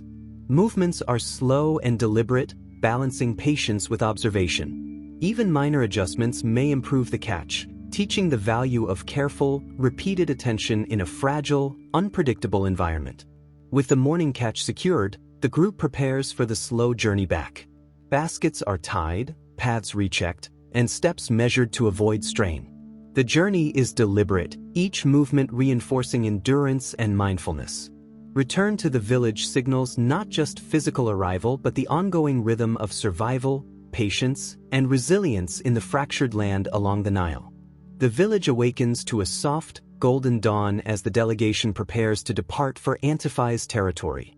Senbi adjusts his simple leather sandals, securing the clay amulet bess around his waist. He moves slowly, deliberate in each action, aware that the journey ahead will test patience, vigilance, and endurance. The morning air carries a faint chill, contrasting with the sun's early warmth. Villagers gather at the edge of the path, offering hushed blessings, gentle hands resting briefly on shoulders, eyes locking for a silent farewell. The path along the Nile, once bustling with traders, now lies quiet, dotted with abandoned fields and broken irrigation channels. Each step is measured, mindful of loose soil and hidden debris. The river glimmers in the distance, reflecting the fragile light as if to remind travelers of the continuity of life, even in chaos. Conversations are soft, deliberate, filled with practical planning. How far they will walk before resting, what streams provide fresh water, how to avoid known bandit routes. The distant calls of birds punctuate the silence, a rhythm guiding their pace. Thoughts drift to the village left behind, to families relying on them to return with news or aid. The journey is not merely physical, it is a meditation in movement, a test of patience, trust, and quiet courage. Every footfall echoes a rhythm that mirrors the pulse of Egypt itself, fragmented, cautious, yet enduring. The village awakens under a gentle morning haze, dusting the mud brick walls with soft light. You join a small group preparing for the fishing expedition, nets slung over shoulders, sharpened sticks in hand. Each step through the narrow streets is measured, avoiding broken pottery and scattered grain from the previous night's raid. The air carries the faint, earthy scent of the drying Nile and the lingering aroma of bread and dried fish. Elders offer last-minute instructions: stay close, watch for danger, move slowly where the land is uneven. Conversations are hushed, punctuated by the soft coo of pigeons and the distant lowing of cattle. Villagers glance at one another, a shared understanding of uncertainty, yet determination glimmers in tired eyes. You think of Senbi's departure with the delegation, the weight of responsibility pressing gently but persistently against your chest. Crossing the fields toward the eastern lake, the cracked earth seems to whisper tales of past floods, reminding you how fragile life has become. Every movement, every breath, every glance carries careful intention, an unspoken pact to survive together. The shadows of the day stretch long, marking the slow rhythm of a world in quiet tension, where even the simplest actions are acts of endurance. The The soft golden sunlight stretches across the village as the small party steps onto the dusty path that leads east. Birds sing tentatively from the acacia trees, a fragile reassurance of life continuing despite scarcity. Children watch from doorways, silent witnesses to the departure, their wide eyes reflecting curiosity and anxiety. The path winds along abandoned fields and fractured irrigation channels, traces of better times fading into dust. You notice the cracks in the mud walls, the dried water troughs, the remnants of livelihoods abandoned in haste. Conversations among the group are minimal, each person focused on footing, timing, and vigilance. Occasionally, someone points toward distant smoke or the shimmer of the river, the visual cues of survival guiding careful decisions. The pace is steady but unhurried, a rhythm shaped by the harshness of the land and the need for caution. As you walk further from the village, the landscape gradually shifts. Once fertile fields now lie cracked and parched, irrigation channels broken, some overgrown with stubborn reeds. Small mud brick homesteads lie abandoned, walls slowly crumbling under the sun's relentless gaze. You pass remnants of what was once organized farmland, now a patchwork of neglect, proof of the fragility of order. Occasionally, a lone goat grazes near the riverbank, a solitary life clinging to existence. Each sight reminds you that survival is now a careful negotiation with nature as well as human challenges. Conversations are muted, minds occupied with planning, estimating how far the lake remains, considering safe routes, calculating water and food needs. The group moves as a single, cautious organism, each person aware of the fragile balance between endurance and risk. The journey is slow, deliberate, a meditation on the precariousness of life during Egypt's dark age. The lake comes into view as a shimmering blue in the distance, smaller than remembered, its edges receding from previous seasons. Reeds line the banks in fragile clusters, bending gently under the breeze. The air is cooler near the water, carrying the scent of mud and fish, of life persisting despite scarcity. You notice a few birds skimming the water's surface, their delicate movements reflected in ripples that stretch and fade slowly.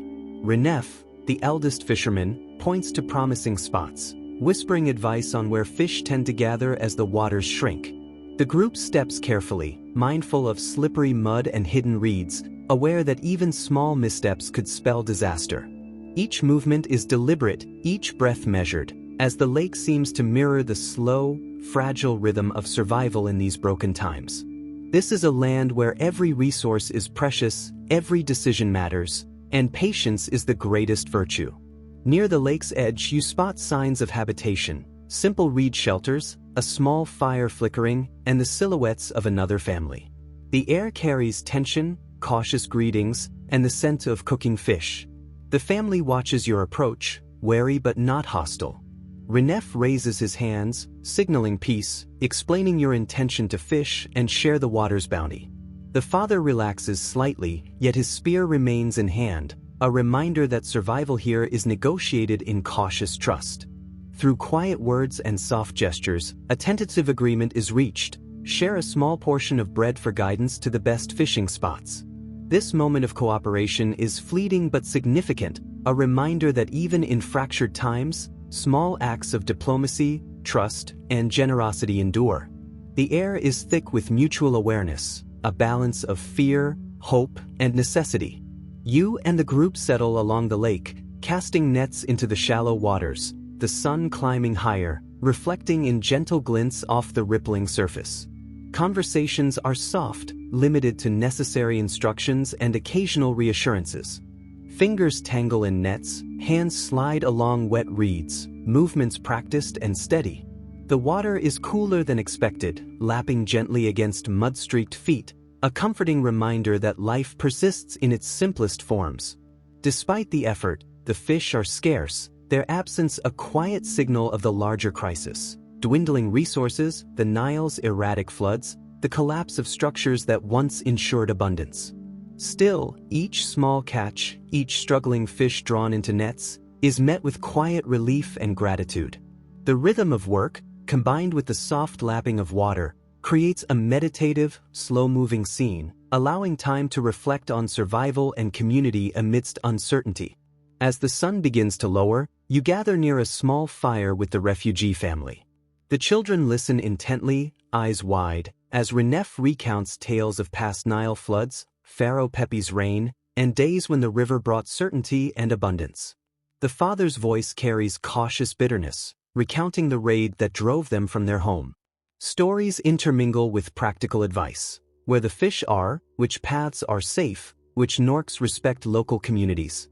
In this quiet circle, a fragile sense of safety forms, punctuated by crackling fire and whispering reeds. Even in darkness and scarcity, human connection persists, weaving moments of trust, learning, and shared endurance. Night descends slowly, cooling the land, carrying the scent of water and reeds. The lake reflects a darkened sky, scattered stars twinkling faintly, distant echoes of an Egypt that once knew stability. Conversations fade to whispers, the fire burning low, soft flickers illuminating careful faces. You lie close to the others, alert to noises in the shadows, yet comforted by proximity. Each rustle, each distant call, becomes a gentle rhythm, a reminder of the fragile balance between vigilance and rest. Sleep becomes a cautious embrace, necessary but partial, as the world beyond the fire remains uncertain. The first pale light brushes the lake as the refugee family quietly departs, leaving behind a small carved wooden fish in thanks. Your group rises with gentle movements, packing dried fish and bread, the air crisp and still. The walk back is slow, deliberate, each step mindful of the terrain, shadows stretching long across cracked fields and abandoned homes. Conversations are limited, practical, filled with reminders of safety, the distance remaining, and the anticipation of returning to the village. Each movement is measured, deliberate, a quiet meditation on the precarious balance of life and survival. By midday, the village emerges in sight, familiar mud-brick homes casting long, warm shadows. Relief mingles with vigilance as the group approaches with the modest catch. Henson welcomes the fish with quiet joy, her careful hands examining each for preservation. Discussions turn to trading with nearby gardens, sharing resources, planning for rationing. The village slowly resumes its rhythm, repairing doors, securing hidden grain, tending small plots. Life continues, fragile but persistent. Even after displacement, raids, and uncertainty, community endures. In these quiet moments, survival is measured not just in food, but in trust, resilience, and careful adaptation to a world fractured by famine, chaos, and weakened authority. The sun sinks behind distant hills, painting the village in warm, amber light. Shadows stretch long, curling over cracked earth and the remains of old walls. Villagers move quietly, repairing fences or carrying small bundles of food back to their homes. You find a moment to sit near the old well, watching its still water reflect the sky's deepening hues. The day's catch rests in baskets, modest but enough to feed a small family. A soft breeze carries whispers of distant reeds and the faint aroma of cooking fish. You think of the lake, of the families you met, and the delicate thread of trust that allowed cooperation even in these fragile times. Thoughts wander toward the future, uncertain but tinged with hope. In this quiet, reflective moment, the village feels both fragile and enduring, suspended between scarcity and survival, where even the smallest victories are meaningful. The village grows quieter as evening deepens. Fires flicker in doorways, casting gentle shadows that dance across walls. Children are tucked into makeshift beds, their breathing steady, soft, a comforting rhythm amid uncertainty. Elders move carefully, checking doors, securing food, whispering instructions to one another. You follow a slow ritual, gathering small pieces of dried wood, arranging them for a final fire, ensuring no sparks drift into the cracked walls. The air carries a cool chill, mixing with the lingering warmth of the day. Conversations fade to hushed murmurs. Only the distant call of a night bird breaks the calm. Every movement feels deliberate, a meditation on safety and preparation. The village, though battered, pulses quietly with resilience, each person contributing to its survival with steady, measured care. Unable to sleep, you wander past the mud-brick walls, stepping carefully over stones and worn paths. The moon casts a pale glow, illuminating the cracked earth and reed fences. The faint sounds of night, distant owls, rustling grasses, and water dripping from a broken channel create a rhythm that is both soothing and alerting. You pause near the edge of a small field, inhaling the scent of damp soil and cool air. The stars above stretch endlessly, a quiet reminder of vastness beyond the village's struggles. Each step is mindful, deliberate, a meditation on presence and observation. Even amidst hardship, the world offers these tiny moments of peace, where quiet attention connects you to both the earth beneath your feet and the larger cycles of nature surrounding the village. Dawn arrives slowly, the sky a soft gradient from deep blue to pale orange. Villagers rise with careful movements, attending to early chores before the sun fully warms the land. You join the routine, fetching water, repairing nets, checking small traps along the edges of fields. The air is crisp, carrying hints of river mud, dry reeds, and smoke from small fires.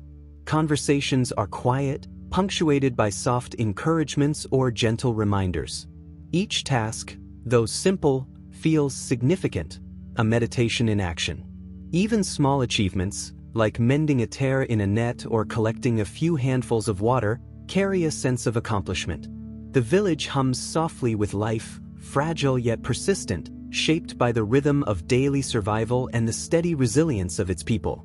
Walking to the edge of a nearby forest, you collect reeds and firewood, moving slowly to avoid disturbing wildlife. The crunch of dry leaves underfoot blends with birdsong and distant wind over the plains. Each step is deliberate, each collected bundle feels like a gift from the land. Observing the subtle shifts in color and shadow, you notice tracks, small animals searching for food, reminders that life continues even in scarcity. Conversations with companions are minimal, limited to practical advice and quiet encouragement. The rhythm of gathering becomes almost meditative, blending careful observation with steady work. Returning to the village with a modest pile of resources, there is a quiet satisfaction, a sense that even small contributions help sustain life and community in these uncertain times. The sun rises high, casting warm light across mud brick walls and cracked earth. Villagers retreat to shaded areas, seeking relief from the heat. You sit beneath a large acacia tree, feeling the coarse bark against your back, listening to the faint hum of insects and distant water channels. Conversations fade to whispers. The air is heavy with warmth yet filled with subtle life. You close your eyes briefly, letting the sun's gentle pressure soothe tired muscles. Even in exhaustion, the village's rhythm persists, a constant, quiet determination to endure. The balance between work and rest becomes apparent, a reminder that survival is not just physical effort but careful attention to pace, to timing, and to the small comforts that sustain human spirit. With the sun lower, villagers resume tasks, repairing walls, tending small gardens, and preparing food. You help weave new fishing nets, hands moving with practiced precision, feeling the fibers shift beneath your fingers. Soft instructions pass between companions, voices calm but attentive. The sound of weaving, the faint creak of doors, and distant animal calls create a gentle chorus of labor. Each movement is deliberate, each action connected to the community's survival. Small victories, like a mended net or a repaired gate, bring quiet satisfaction. In these simple actions, there is a rhythm, a continuity that offers reassurance, a sense that even amidst hardship, life can persist through steady, careful effort. Shadows stretch long as the sun descends again, painting the village in soft amber hues. Fires are lit in doorways, smoke curling gently upward. Food is prepared slowly, the scent of cooking fish and grains filling the air. Villagers speak quietly, sharing small stories of the day, soft laughter interspersed with cautionary advice. Children play in brief, careful bursts, their energy tempered by lessons of survival. Each gesture is deliberate, securing food, tending animals, checking for safe passage in case of raids. The village feels alive yet cautious, resilient yet aware of fragility. This slow, careful rhythm of preparation ensures both safety and sustenance, a delicate dance that preserves life day by day. Darkness falls fully, blanketing the village under a deep, cool sky. Fires burn low, casting gentle light on mud brick walls and paths. Elders recount quiet stories of the past, of floods and harvests, of pharaohs long gone. Children listen, their heads resting on laps, eyes wide with curiosity and comfort. You participate in small rituals, checking doors, arranging bedding, ensuring water is safely stored. The night is calm, punctuated by distant animal calls and soft wind through the reeds. Each careful action feels meaningful, a meditation in motion. In this shared quiet, the village breathes as one, resilient and enduring despite scarcity, chaos, and uncertainty. The village sleeps under a blanket of stars, the moon casting pale light across cracked paths and quiet homes. You sit near a fading fire, feeling the cool night air against your skin, listening to soft rustling in nearby reeds. Thoughts drift toward the day's events: the lake, the families met, the small victories and minor frustrations. Even in scarcity and uncertainty, life persists, maintained by careful observation, steady effort, and shared human connection. Each small success, each act of kindness or cooperation, strengthens the fragile thread of survival. The night is long, still, and meditative, allowing reflection on both the challenges faced and the enduring hope that even in fractured times, community and resilience will carry the village forward. The first light of dawn brushes the tops of mud brick walls, spilling gold across cracked paths. Villagers stir quietly, careful not to wake sleeping children. Birds call from distant trees, their songs muted by the stillness of early morning. You help carry water from the well, the coolness against your hands grounding you in the moment. Conversations are soft, focused on practical concerns, checking stores, inspecting traps, and planning the day's tasks. Every movement feels intentional, a rhythm of survival in a world where resources are scarce and danger is never far. Even in the simplest routines, the village pulses with resilience, a subtle determination threading through each careful action. With morning fully established, you join villagers preparing food for storage. Small fish are cleaned, salted, and wrapped in strips of linen. Grain is sifted, measured, and divided into clay jars, ensuring enough for future meals.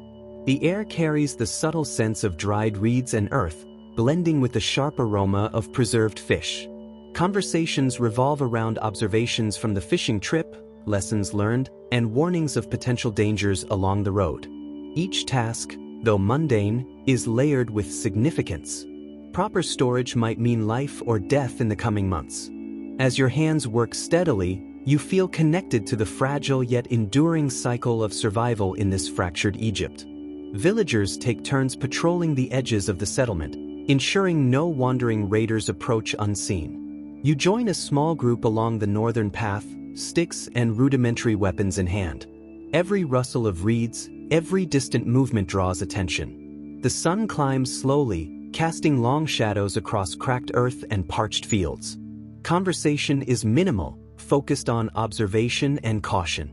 Even small details, the pattern of footprints, the distant cry of birds, the direction of the wind, carry weight. This vigilance is a testament to the village's adaptation. Survival now depends not only on labor but on careful observation and constant awareness of threats that might emerge without warning. In the shade of a large acacia tree, villagers repair tools damaged during work in the fields. Nets are mended, wooden handles shaved smooth, fishing spears sharpened. The rhythmic movements, the scratch of fibers, the scraping of wood, create a meditative atmosphere. Conversations are soft, punctuated by advice and shared knowledge. Even in the simplest actions, there is focus and intention. A repaired net may provide weeks of sustenance, a sharpened spear may protect a family. The day passes slowly, shaped by these practical, deliberate tasks, each a quiet act of preparation for the uncertain challenges that lie ahead. The sun is high, the heat pressing down over the cracked earth. Villagers retreat to shaded areas, sitting quietly beneath trees or under thatched awnings. Children nap, the younger ones leaning against elder siblings. You pause by a small water channel, letting cool water trickle over your hands, the motion soothing. Conversations are sparse, focused on immediate survival, checking water, monitoring animals, and planning the afternoon's work. Even in moments of rest, there is mindfulness, an awareness that in this fractured society, every hour must be used with intention.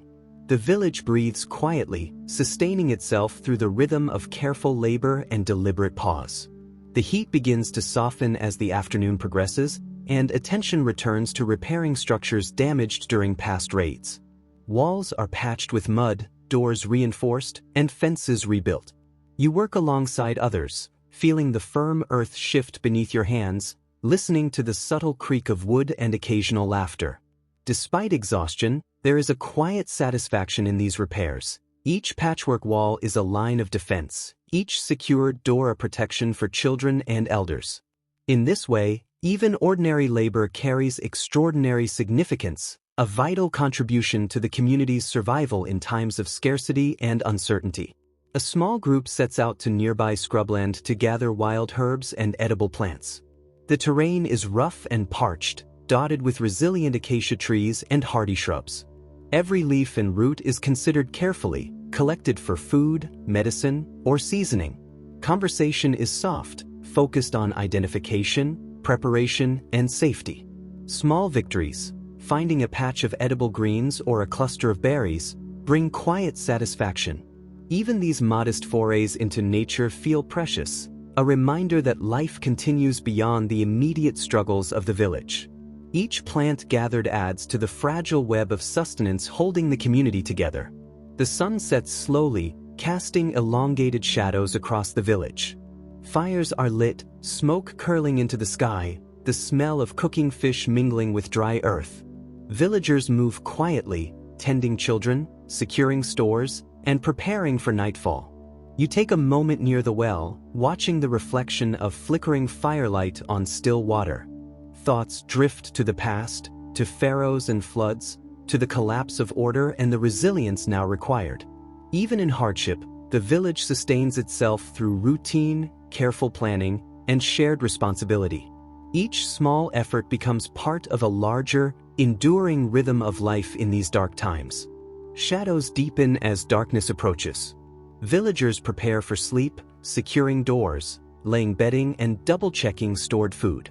Children are comforted, guided to quiet spaces, while elders recount soft tales to calm anxious hearts. You assist with small tasks, arranging firewood, checking nets, and ensuring the well remains safe and accessible.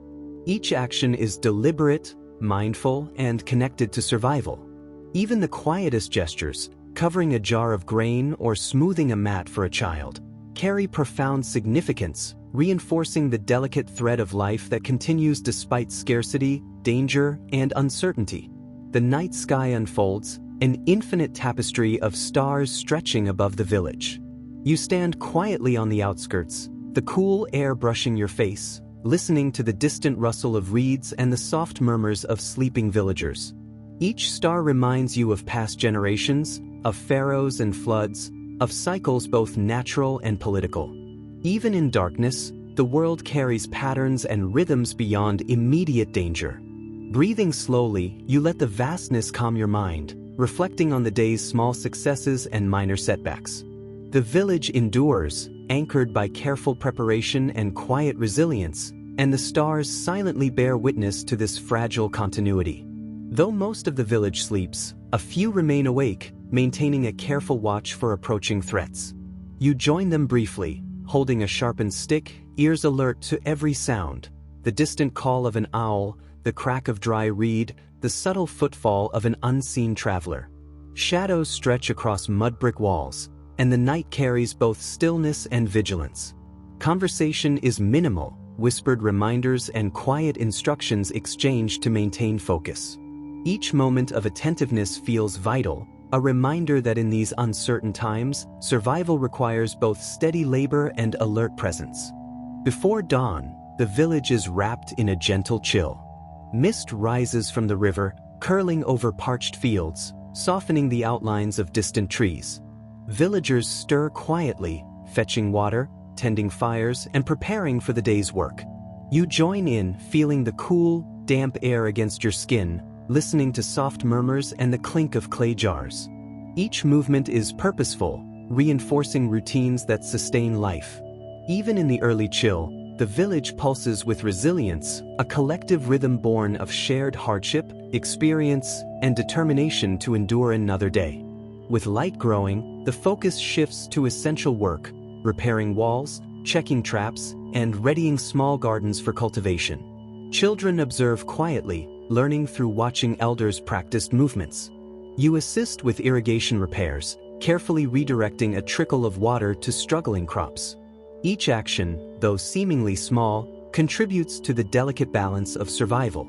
Conversations are sparse, focused on observation, instruction, and the steady cadence of labor. In this slow, methodical routine, the village maintains life despite scarcity, chaos, and the unpredictable challenges of the first intermediate period. You venture into nearby scrubland to gather firewood, moving slowly and deliberately. The ground is cracked and uneven, dotted with resilient shrubs and acacia trees. Each branch collected feels vital, each bundle a promise of warmth and cooking for the village. Birds flutter away at your approach, and distant animal calls punctuate the quiet.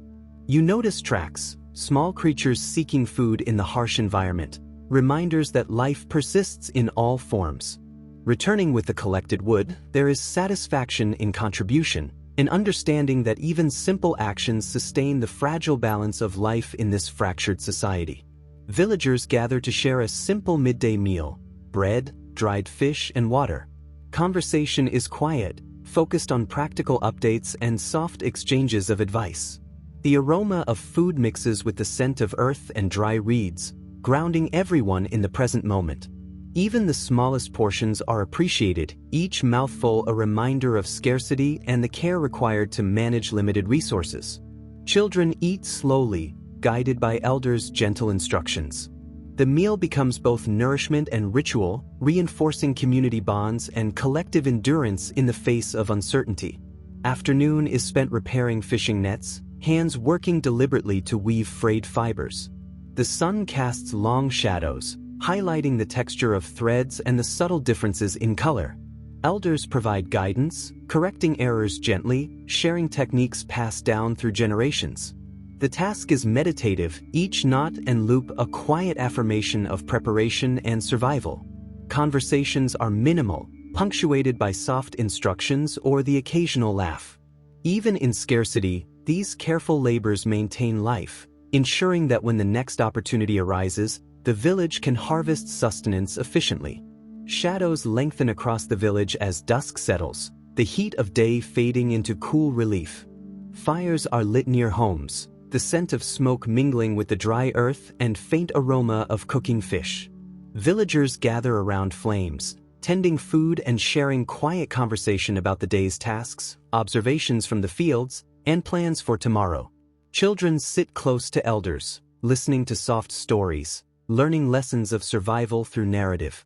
The flickering light illuminates determined faces, the rhythm of hands cleaning, mending, and preparing. Even ordinary actions, stirring pots, stacking firewood, smoothing bedding, carry the weight of necessity and intention, reinforcing the delicate balance of life in a village shaped by scarcity, vigilance, and quiet resilience. The sky darkens fully, stars emerging as distant points of light above the sleeping village.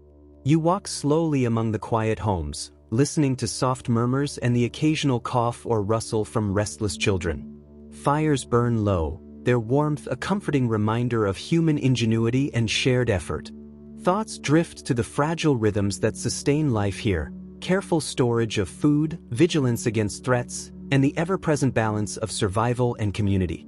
Even the smallest gestures, checking a door latch, ensuring water remains accessible, smoothing a child's blanket, carry profound significance. In these moments of reflection, you sense the quiet strength of the village, enduring through careful planning, collective responsibility, and the steadfast pulse of daily routine. A deep silence blankets the village. Most sleepers rest soundly, while a few maintain a quiet vigil, scanning shadows and listening for distant sounds. The moon casts silver light over mud brick walls, creating elongated shapes that stretch across the ground. You pause near the river, feeling the cool night air against your skin, hearing the gentle lap of water against stone. Each breath is mindful, each movement deliberate. Even in darkness, the village persists, safeguarded by vigilance, routine, and a shared commitment to survival. The night carries both stillness and quiet tension, a reminder that life in this fractured world depends on the delicate, ongoing dance between preparation, awareness, and enduring hope. Morning light spills over the horizon, painting the village in soft gold. You rise early, joining a small group patrolling the outskirts, checking fences, and watching for signs of intruders.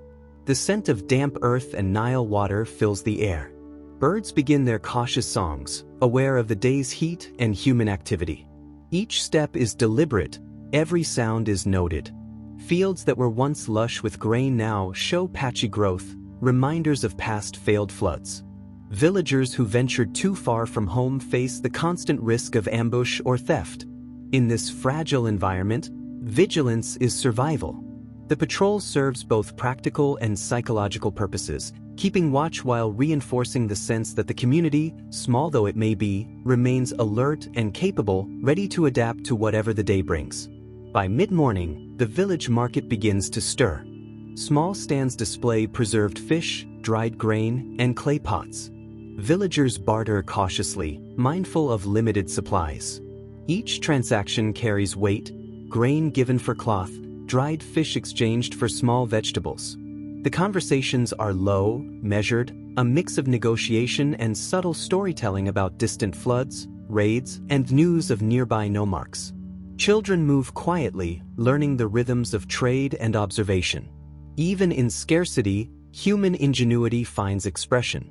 Temporary alliances form over shared goods, creating networks of mutual support that offset the chaos beyond the village walls.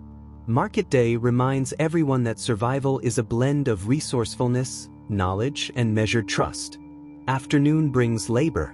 Roofs are patched with mud and straw, fences reinforced with salvaged wood, and tools sharpened for planting or defense. Every action is purposeful, each movement reinforcing life in a world where comfort is scarce and vigilance essential.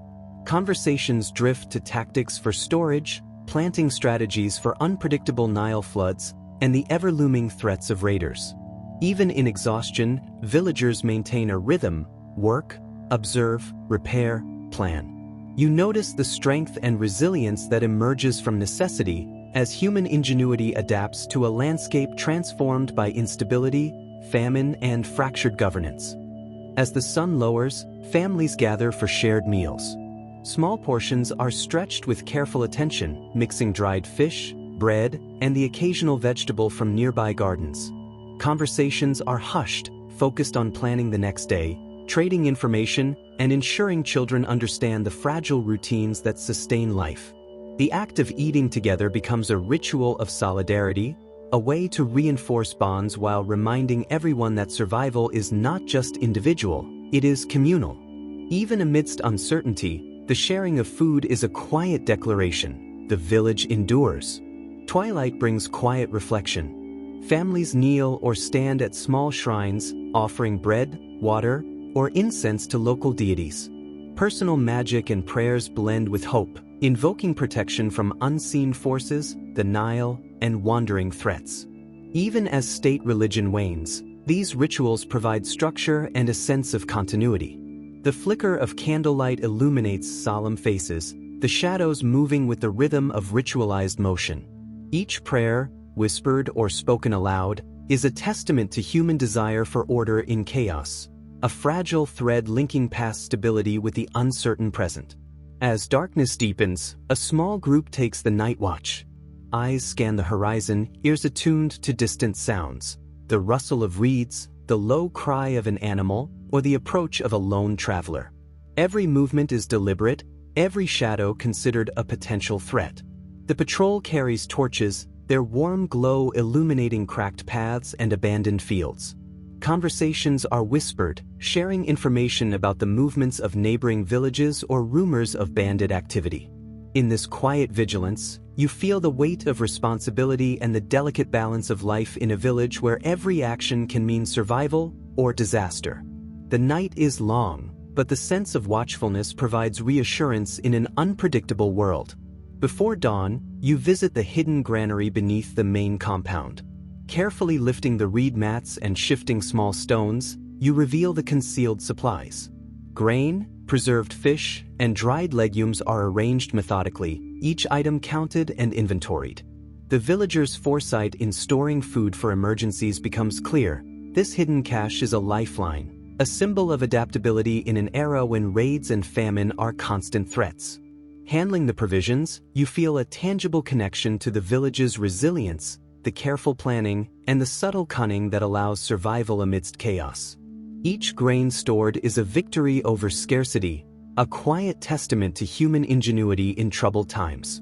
The first rays of sun light the village as preparations begin. Nets are repaired, tools checked, and paths cleared for those venturing out to fish or trade. Conversations are practical and brisk, focusing on strategies for the day ahead. Children help where they can, carrying small bundles or observing the work, learning skills that will serve them in the fragile world around them. The community moves with purpose, each action reflecting the delicate balance of survival, cooperation, and planning. Even ordinary tasks, fetching water, checking fences, cleaning tools, become vital threads in the fabric of village life during the Dark Age. You walk along the river's edge, observing the receding waters and noting patterns in the remaining fish and wildlife. The Nile, once reliably predictable, now fluctuates with uncertainty. Farmers and fishermen rely on careful observation to determine when to plant, harvest, or fish. Conversations drift to past floods, memories of abundance, and lessons learned from scarcity. Each ripple on the water carries significance, each change in current or level is monitored. These daily observations become part of the survival strategy, blending practical knowledge with keen intuition. The river itself, once a symbol of divine order, now demands constant attention and respect. As you return to the village, you encounter more displaced families moving north toward the delta. Each carries few belongings, faces weary but determined. Conversations are cautious but informative, news of safe paths, the strength of nearby nomarchs, and tips for preserving food. The sight of these travelers reinforces the scale of the crisis and the human capacity to adapt. Villagers exchange small gifts of bread or dried fish, acts of compassion reinforcing bonds even amid scarcity. The movement of people underscores the fragile, shifting nature of society in this period, where survival is tied not just to resources but to relationships, trust, and shared knowledge. As the sun dips below the horizon, small fires flicker across the village, casting dancing shadows on mud-brick walls. Villagers gather near the warmth, sharing news from the day's work, lessons learned from the river, and stories of distant lands. The sound of laughter is rare but treasured, a fragile spark against the shadow of famine and raids. Cooking smoke mingles with the scent of drying reeds, creating an atmosphere of domestic resilience. Each fire represents more than warmth. It symbolizes continuity, human connection, and the small triumphs of survival. Even in hardship, people find ways to preserve a sense of normalcy and community, a beacon in uncertain times. By twilight, elders gather children under the shade of a large acacia tree. They teach skills essential for survival, weaving baskets, fishing techniques, and simple protective rituals. Stories of past floods, heroic ancestors, and the glories of the Old Kingdom accompany practical lessons, blending history with survival strategy.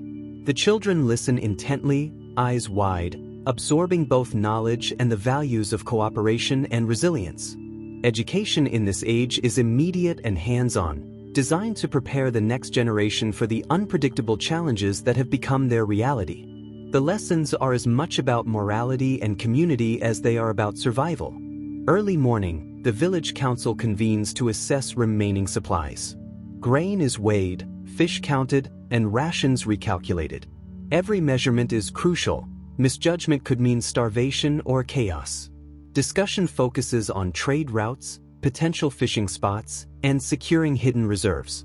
Decisions are deliberate, reflecting both urgency and prudence. Each villager has a role, from record-keeping to defense planning.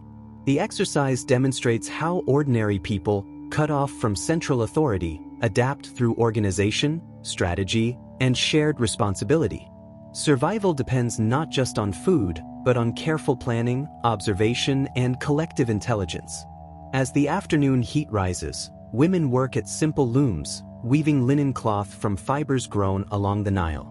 The rhythmic motion of weaving provides a meditative escape from the uncertainty outside, while producing essential goods.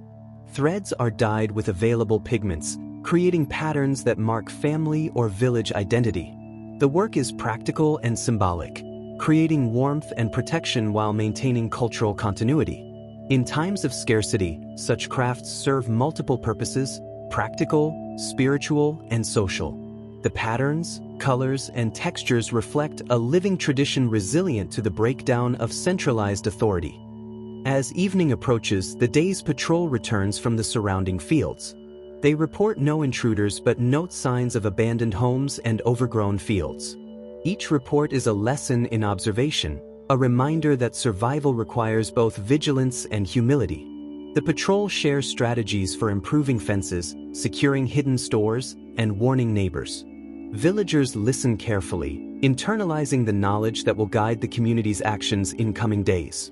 These routines, simple, repetitive, and deliberate, reinforce the fragile infrastructure of daily life and foster a sense of shared responsibility that sustains the village during the dark age. Night falls quietly over the village, blanketing the mud brick homes in shadow.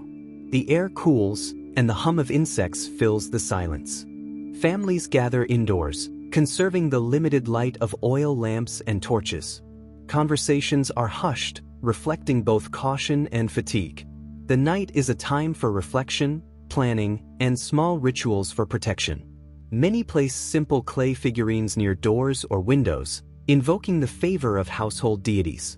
These acts, though modest, create the sense of security, bridging the uncertainty of the outside world. Darkness is no longer a simple absence of light, it's a reminder of vulnerability and the need for vigilance and wisdom. At first light, villagers gather by the river, preparing nets and reeds for fishing. Every movement is careful and deliberate, as the river's level and behavior have become unpredictable. Elders guide younger men in reading currents and identifying areas where fish gather. Even small details, wind direction, temperature, cloud cover, inform decisions. Each step reflects lessons hard-learned during years of scarcity and environmental unpredictability. Fishing is no longer a routine task.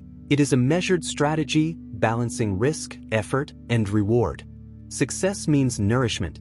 Failure could force the village to rely on dwindling hidden reserves.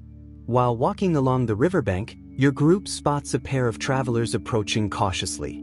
Faces are wary, clothes patched, belongings minimal. The strangers communicate their peaceful intent, sharing news of nearby threats and areas where resources are scarce or more plentiful. Exchanges of small gifts, bread, dried fish, or fresh water, reinforce trust and cooperation. This encounter underscores the necessity of alliances and careful diplomacy in a fragmented society. Even strangers can become valuable sources of knowledge and support in uncertain times. Survival is not just about strength or skill, it is also about perception, caution, and goodwill. The midday sun beats down relentlessly, forcing villagers to seek shade and pace their activities. Discussions continue about rationing, fishing rotations, and patrols to monitor approaching travelers or potential raiders. Each decision is layered with consequences. Choosing where to fish, which paths to patrol, or when to rest can mean the difference between life and starvation. The combination of environmental challenges and human threats requires constant attention, patience, and collective decision-making. The village becomes a living system, each member playing a vital role in sustaining the fragile balance of survival. As the sun sets, villagers gather for the evening meal, sharing the modest catch of fish, bread, and legumes. Conversations drift from practical concerns to memories of past abundance and tales of the Old Kingdom. Children listen with fascination, learning about a world they never knew. Adults reflect on the day's successes and failures, planning adjustments for tomorrow. The meal becomes both sustenance and ritual, a moment of communal resilience. Even in a fractured, uncertain world, small routines, shared food, conversation, and remembrance provide continuity and comfort, reinforcing the bonds that allow survival to endure. The first light of dawn casts a pale glow across the village. Villagers rise quietly, each aware that the day will demand careful attention. Tools are checked, nets repaired, and water skins filled. Every action is deliberate, informed by the knowledge that resources are scarce and mistakes costly. Elders remind younger members of safety protocols, watching for signs of bandits, avoiding unstable ground, and signaling for help if threats appear. Despite the exhaustion that shadows many faces, a quiet determination persists. The dawn represents not just a new day, but another opportunity to sustain life in a world where certainty has vanished. A small group sets out along the riverbank to inspect traps and fishing nets. Their footsteps are careful, alert to every sound: the snap of reeds, the movement of birds, the ripple of water. The patrol's task is both practical and symbolic. It reassures the village that their boundaries are watched and that danger will not arrive unnoticed. Observations are meticulously noted: fish populations, water depth, and potential hiding places for raiders. This information informs rationing, patrol schedules, and planning for future expeditions. In these times, vigilance is as important as physical strength, and every villager contributes to a collective security system. By midday, the fishermen return from the river, nets partially filled. Their haul is modest, but enough to supplement rations. Discussions immediately focus on preservation, salting fish, drying smaller catches, and storing surplus in hidden compartments. Villagers also share information about distant areas, noting where water is still reliable and where abandoned homes suggest migration. Even small exchanges of knowledge are invaluable in the fragile ecosystem of survival. Each catch becomes a lesson, every observation a tool for planning. The day's work strengthens bonds and reinforces the village's capacity to endure environmental and human threats alike. As the afternoon heat wanes, villagers turn to repairing homes and reinforcing communal defenses. Mud brick walls are patched, thatch roofs tightened, and fences reinforced with scavenged wood. Tools and materials are shared, with everyone contributing according to ability. Children assist with lighter tasks, learning essential skills. The physical labor is grueling but purposeful. Each repair is not merely functional. It is a reaffirmation of resilience, a demonstration that life continues despite uncertainty. In a society stripped of central authority, these cooperative efforts are crucial, ensuring that the community can withstand both natural and human threats. As night falls, villagers gather around small fires, sharing stories and reflecting on the day. Conversations blend practical advice with memories of the past, tales of Pharaoh Pepe II, the Grand Floods, and monuments now distant in time. The firelight illuminates faces lined with worry but also determination. Children absorb lessons of vigilance and resourcefulness. Adults weigh the day's successes and failures, adjusting plans for tomorrow. Even in a dark age, moments of connection and reflection provide continuity and hope. The flames symbolize endurance, the human capacity to adapt and survive, and the fragile yet persistent light of community in uncertain times. Deep in the night, a few villagers take turns keeping watch. Their eyes scan the darkened horizon for movement, torches, or signs of raiders. The village sleeps lightly, aware that danger could strike at any hour. The night watch is a quiet, tense duty, blending vigilance with patience. Every sound, the rustle of reeds, the distant cry of a bird, or the subtle splashing of water, demands careful attention. These quiet hours test both endurance and resolve. Yet, there is a shared understanding. Their collective effort ensures the survival of families and preserves the fragile security of their home, even while the rest of the village rests. Before dawn, villagers gather near the small fields still producing some crops. With careful hands, they harvest what remains: tiny stalks of barley, wilted greens, and hardy legumes. Every seed and stalk is precious, and waste is unthinkable. Elders instruct the young on efficient gathering methods, reinforcing lessons learned during years of scarcity. Each bundle is carefully counted and stored, ensuring fair distribution. The work is slow but purposeful. Even amidst famine and uncertainty, The act of harvesting embodies hope, a tangible sign that life persists and that their resourcefulness can yield sustenance, however meager. Later that morning, village representatives meet with neighbors from nearby settlements. Words are measured and cautious, reflecting both opportunity and risk. They discuss sharing surplus food, pooling labor for repairs, and alerting one another to threats. Suspicion is ever present. The past raids weigh heavily on trust. Yet necessity drives cooperation. Every agreement is negotiated with care, balancing generosity with self-preservation. These exchanges illustrate the delicate social networks that sustain communities during crises. Trust is fragile, but when cultivated, it allows survival to extend beyond the borders of a single village. By midday, villagers gather for a modest meal of grain and dried fish. Conversations blend nutrition with strategy. Elders discuss water management, fishing rotation schedules, and patrols, while younger members share news from scouts who ventured toward distant settlements. Meals are consumed slowly, emphasizing the importance of conservation. Every portion counts, and waste is strictly forbidden. The simple act of eating together reinforces bonds, provides a moment of respite, and allows collective reflection on the day's challenges. In this fractured society, such gatherings are vital for morale and communal coordination. In the afternoon heat, a few villagers travel to a nearby lake to monitor water levels and fishing activity.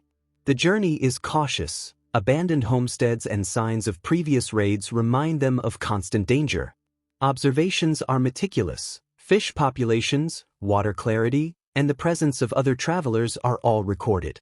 This information informs rationing and planning for future expeditions. Even routine monitoring requires careful attention and cooperation. The villagers' efforts highlight their adaptability, demonstrating that survival depends not only on physical labor but also on observation, communication, and strategic foresight in an unpredictable environment. As the sun begins its descent, the villagers return from the lake, nets lighter than hoped but still providing some sustenance. The journey back is cautious. Shadows lengthen and the risk of encountering bandits grows. Conversations are quiet, focused on the day's findings, fish numbers, potential hazards, and changes in water levels. Each observation will inform tomorrow's planning and rationing. Upon reaching the village, the group carefully distributes the catch, prioritizing the most vulnerable. Even in scarcity, fairness is paramount. Their return, though modest, reinforces the rhythms of life and the determination to persist despite uncertainty and danger. With night falling, the village shifts into quiet activity. Fires are lit, children gather close to elders, and households secure belongings. Doors are reinforced, hidden grain stores double-checked, and watch schedules reviewed.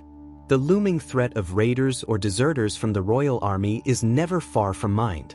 These nightly rituals have become a cornerstone of survival, combining vigilance with a sense of communal responsibility. Even as darkness deepens, the village functions like a single organism, each member playing a role in protecting the collective. The sense of shared purpose strengthens resolve, making fear manageable and survival possible. By the main village fire, elders recount tales from a time when Pharaoh Pepe II ruled and floods were reliable. Children listen wide-eyed, absorbing lessons and legends of a more stable Egypt. Stories intertwine memory with morality, warnings about greed, tales of courage, and examples of ingenuity. Through storytelling, the community preserves knowledge and traditions even as central authority crumbles. Each tale is a reminder of resilience, offering both comfort and instruction. As the firelight flickers across attentive faces, the villagers momentarily escape the harsh reality, finding connection, continuity, and the human spirit's enduring strength. In the dead of night, a few villagers linger outside, gazing at the stars. The familiar constellations provide a silent reassurance. Though the world below is fractured, the cosmos remains constant. Conversations are sparse, often silent, reflecting on survival, the unpredictable Nile, and the distant promise of protection under Antifi. Some whisper prayers or hold small clay figurines for safety. The cool night air carries the scent of drying reeds and the faint murmur of water. In these quiet hours, thoughts turn inward and outward, planning, hoping, fearing, but always grounded in the determination to endure. Before the first full rays of the sun, the village stirs cautiously. Morning brings both opportunity and danger. Villagers rise slowly, stretching tired muscles, mindful that every day could bring raids or famine. Preparations for fishing, fieldwork, or patrol begin in muted rhythm. Despite exhaustion and fear, a sense of quiet determination underlies each action. Dawn represents hope, the chance to secure sustenance, maintain defenses, and reinforce community bonds.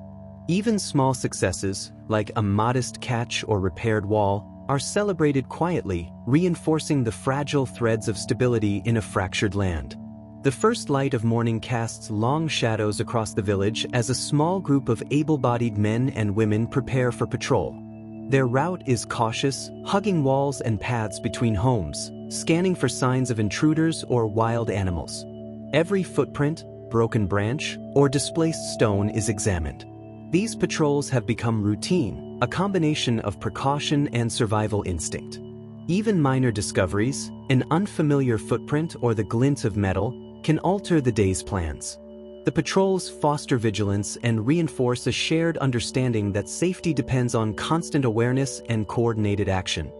Later, villagers gather to maintain the fractured irrigation channels, essential for what little crops remain. Mud and reeds are applied to repair leaks and reinforce walls. Elders instruct the younger workers, teaching techniques honed over generations. Each repair is critical. A misstep could lead to crop failure and further scarcity. The labor is slow and tiring under the harsh sun, but there is a quiet pride in preserving the land that sustains them.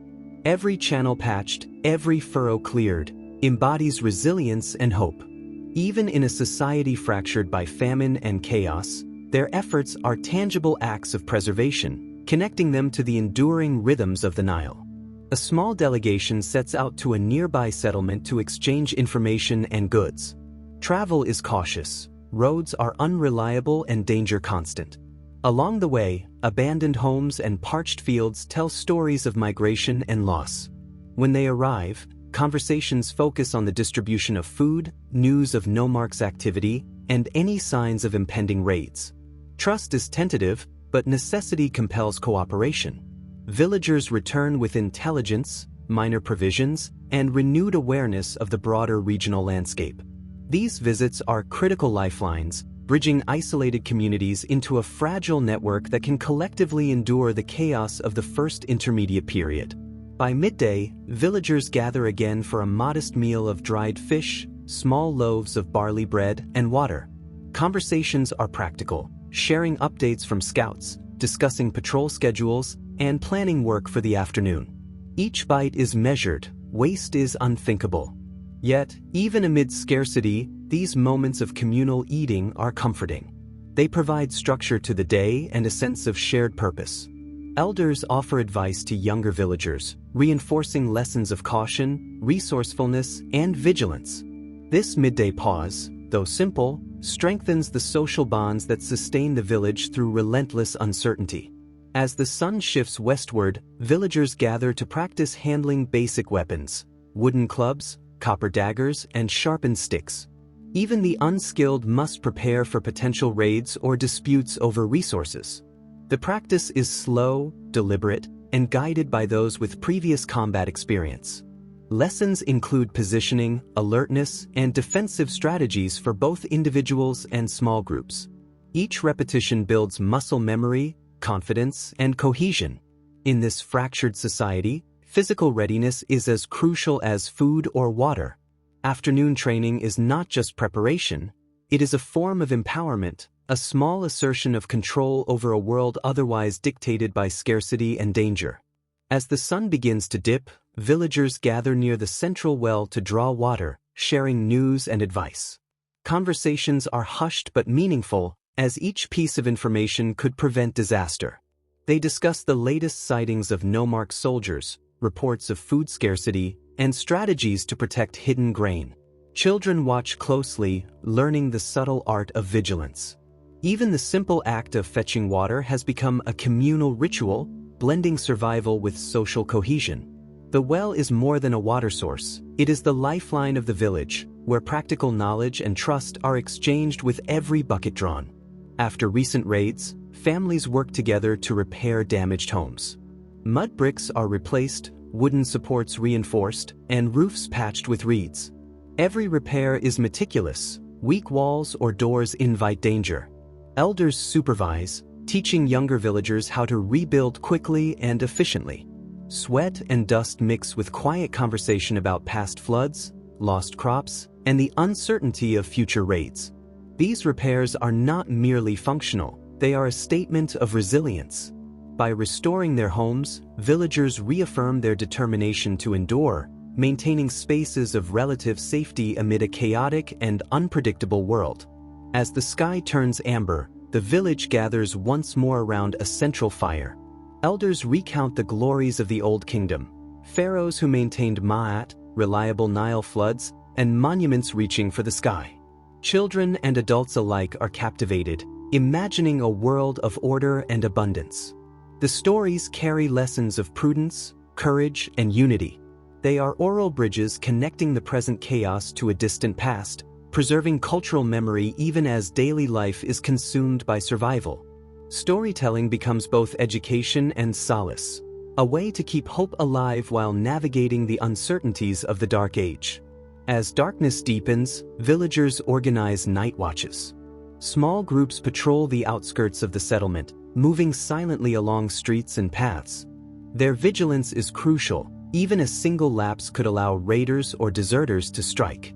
Torches are kept low to avoid detection, and signals are agreed upon to communicate silently.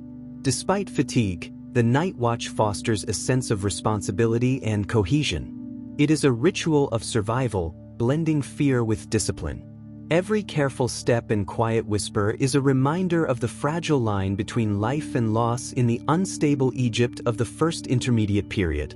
Some villagers remain awake long after others have retired, tending fires, mending clothing, or reflecting silently on the day. The flickering flames cast shadows that dance on mud brick walls, and the quiet crackle accompanies contemplations of survival, loyalty, and loss. Conversations are scarce, words are deliberate, weighed against the risks of disturbance. These late hours allow time for planning, for learning from the day's successes and mistakes. Amid exhaustion and fear, the village shows remarkable resilience. Midnight reflection is not just rest. It is preparation for the challenges tomorrow will inevitably bring, a reaffirmation of communal strength. The first light of dawn spreads gently over the village, painting the mud brick walls in warm gold. Birds call softly from nearby trees, a rare moment of normalcy in a fractured land. Villagers rise cautiously, tending to small tasks, feeding the few remaining livestock, inspecting repaired homes, and checking hidden grain stores. There is a quiet resilience in their movements. Though the shadow of yesterday's raid still lingers, the sun brings hope. Even in scarcity, life continues. Each breath, each simple task, is a small victory against the chaos that has gripped Egypt. The day begins not with certainty, but with determination. Senbi and the other representatives return from their journey south to Anki's territory. Their arrival is met with anxious curiosity.